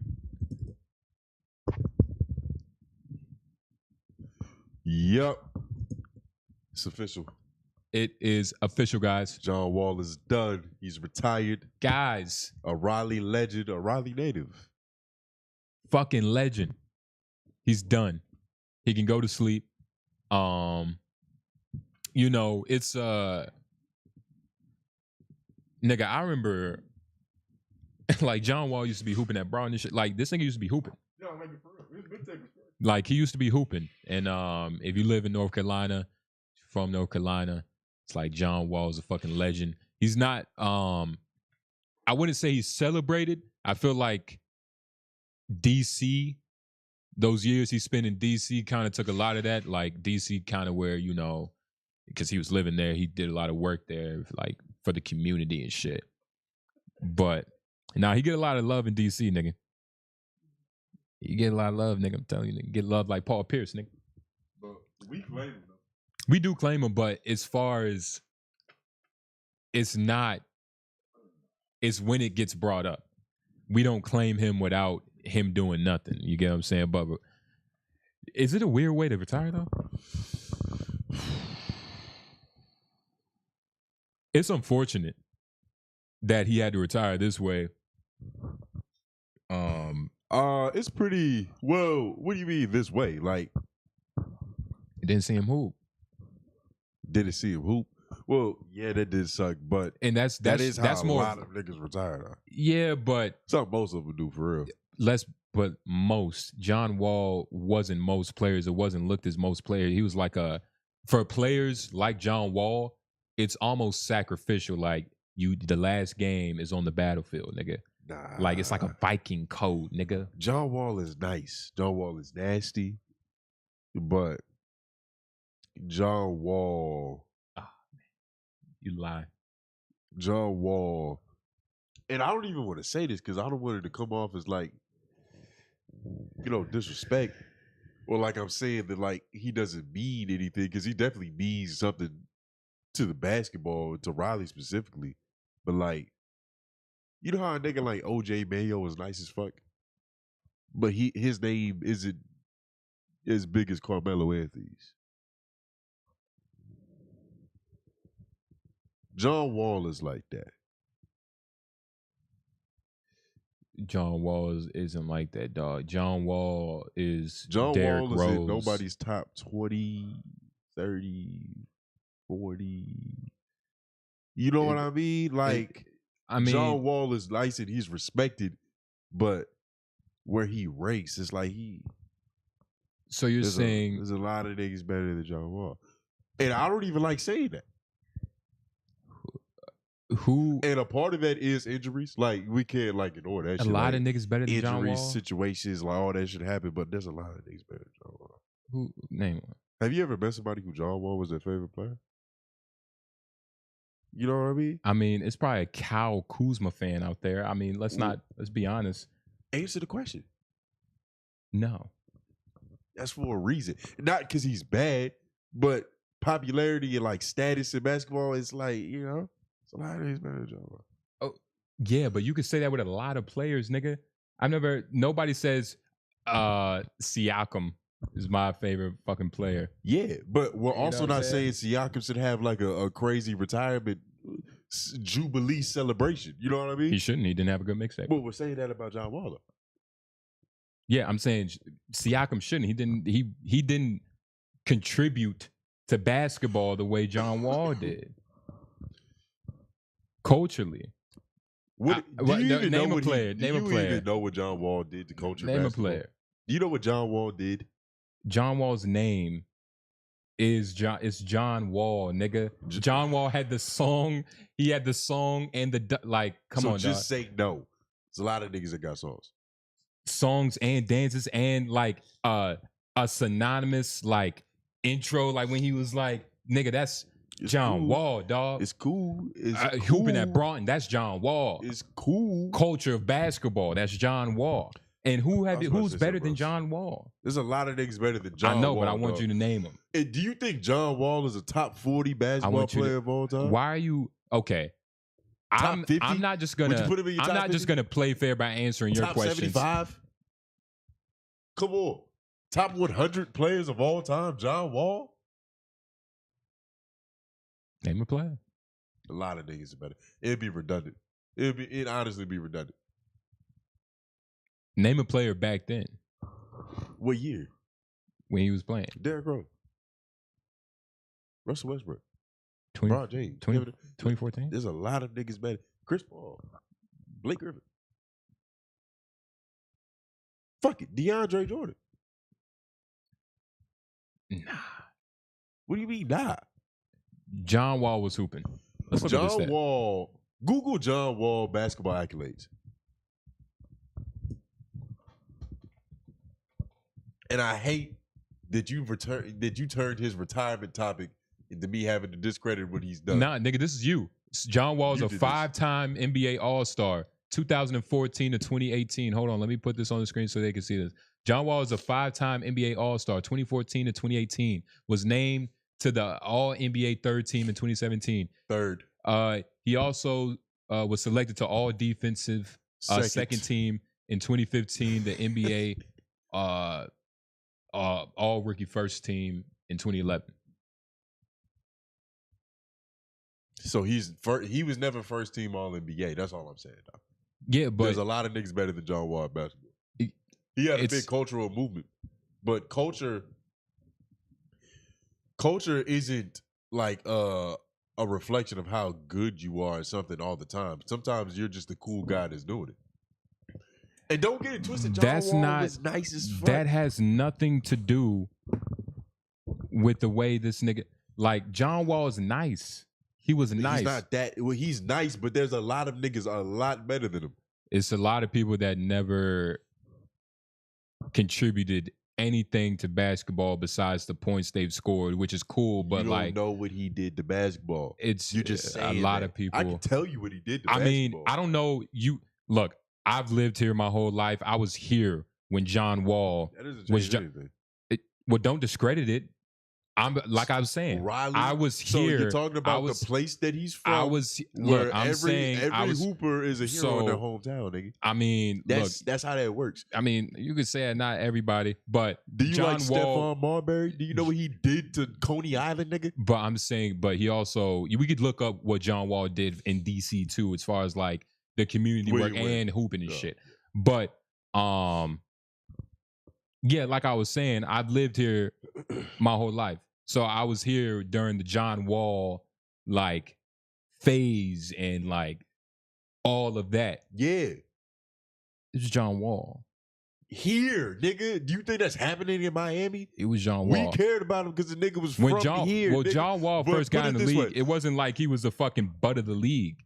No, nobody's saying that. But John Wall isn't a top anything anywhere, dog. So what does that have to do? There's so many niggas better than John Wall. What does that have to do with anything? You're making it seem like he's this, like he's a legend. I'm making it seem like that? Yeah, you fighting hard. Wait, I'm making it seem like he's a legend here. So is that a fact or a false statement? Well, no, Answer I the said question. you're making it seem like a legend, and he's a legend here, but everybody's a legend where they're from, nigga. Not necessarily. That's how that works. Dennis Schroeder don't give a. Dennis Schroeder doesn't have a home. Canada, nigga, TJ France. Warren is good money. Fuck here, out of nigga. here. You're crazy. Do you Not so like John Wall. so like in terms of like point guards, right? You don't think that there's 30 other niggas that are better than John Wall? I like how you're changing. No, there's a lot of people. Because if we there's do, people if we better do than basketball players, it'll be worse. It'll be hundreds of niggas. There's better. people better than John, but what does that have to do with anything? Like you're arguing that, which is cool. Yeah. But like that has nothing to do with what he's done for basketball and what I just said. Like it's unfortunate that he had to go out like this. He did a lot for Riley, and he was one of the first niggas. Him and Derrick Rose were one of the first niggas to actually go viral for being a high school basketball player. This whole shit where these niggas are famous now never happened. You would just like, there would be legends about niggas in their own cities, but nothing was on film.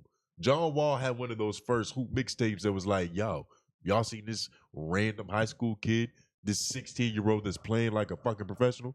He was one of those niggas. But there's a lot of niggas better than John Wall, dog. Can you Google where John Wall ranks all time in the NBA? Like, I wonder if there's like an official list.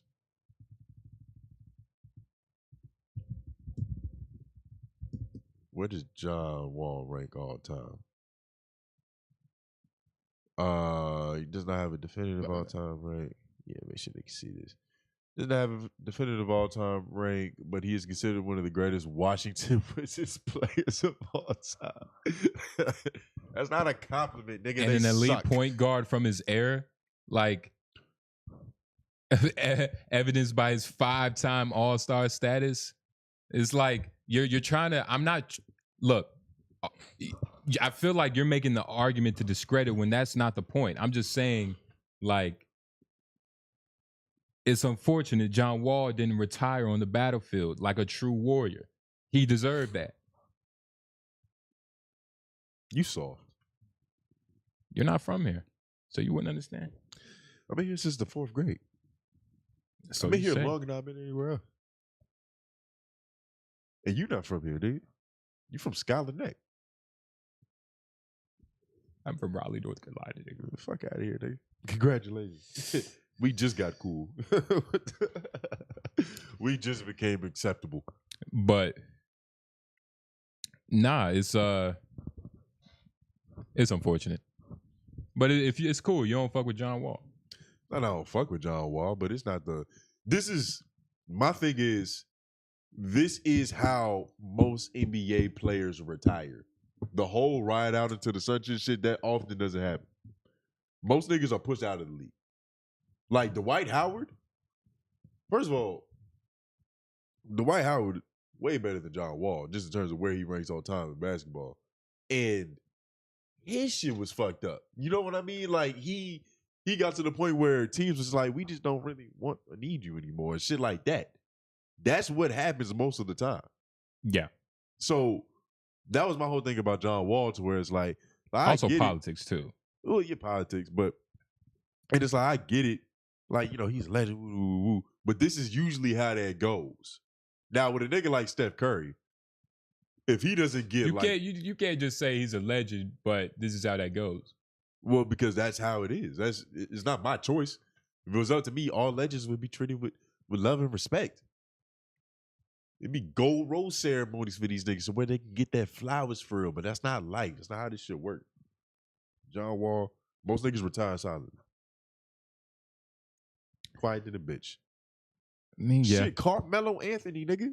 Do you remember when he retired? Do you remember like that being a moment? Yeah, he left the Lakers. But it was like, it was so unfortunate. But it didn't have that's what I'm saying. Like it's not. But it wasn't like it was quiet. That's what I'm saying. It was real quiet. Because it wasn't didn't like happen on the court, Tony. That's all I'm saying. And same thing with Carmelo. It's like you're making like, look, I agree with you. You're right. Dwight Howard didn't get that walk off, and he's still hooping in fucking Taiwan, dropping 50, as he should. But he should have. Carmelo should have. And that's what I'm saying. Most niggas don't.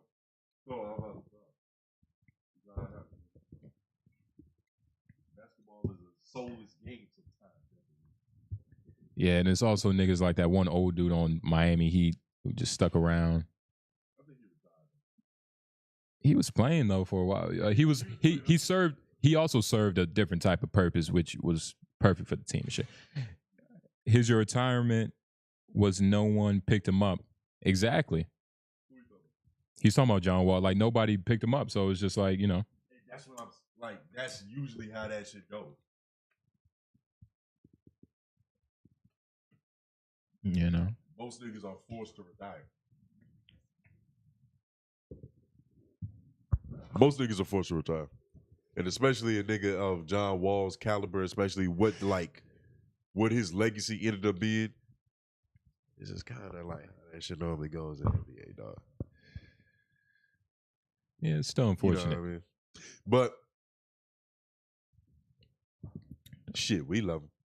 He can come back here, he can hoop with us anytime. Nigga, you don't fuck with him. You tried to diss him on his accolades, and Google was like, he's actually a 5-time All-Star. That doesn't mean that much. It's not many niggas that are 5-time All-Star. You want to look at that? You want to Google that, nigga? You Google that. How many players are 5-time All-Stars in the NBA?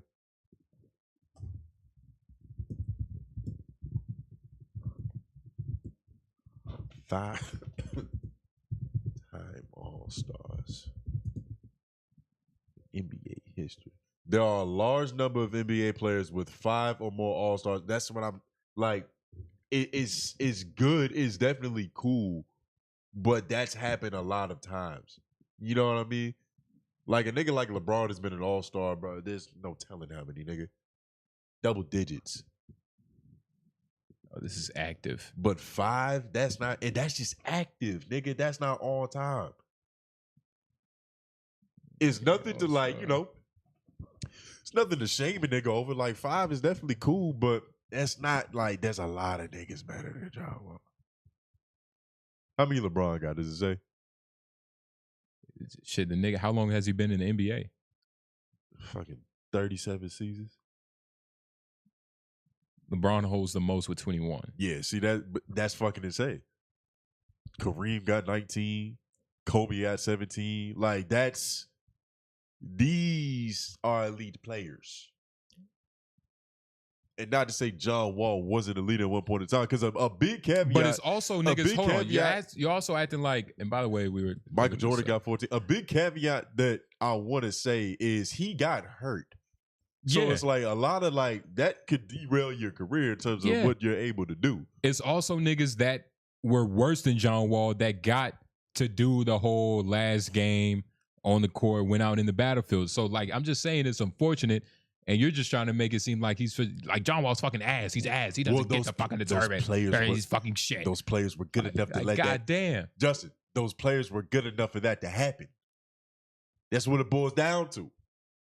If the NBA teams don't want you, then you don't get the ride off on the court ceremony. You gotta be on the court, nigga. You gotta be playable. Look, man. Would you rather see the walk-off on the court for Al Horford or John Wall? Who would I rather see it for? Yeah. Al Horford, because he's Dominican like me. Let's get in this shit. Hey, man, it's been great. And no, that is not Diddy oil in the back, nigga. We have it's Purell. Yeah, no, that's pure Purell. Let me. Which way? You hit the Diddy bop. There we go. You see that? Shit kind of weird. Yo, if we had to live life in inverse starting tomorrow, shit would be fucked up. We would get the hang of it fast. Like if left was right, but we would get the hang of it. You just do the opposite. Regardless, we fuck with y'all, man. Please like the stream. All 7 of y'all. If y'all like this stream, dear God, that will help us immensely. And we got some crazy shit coming up. I hope y'all followed us on our story like 2 nights ago. But it's no reason to even talk about it. We just gonna drop that shit. But it's crazy. It's crazy. But yeah, man, appreciate y'all. Yeah. Like the stream. LOI The Show.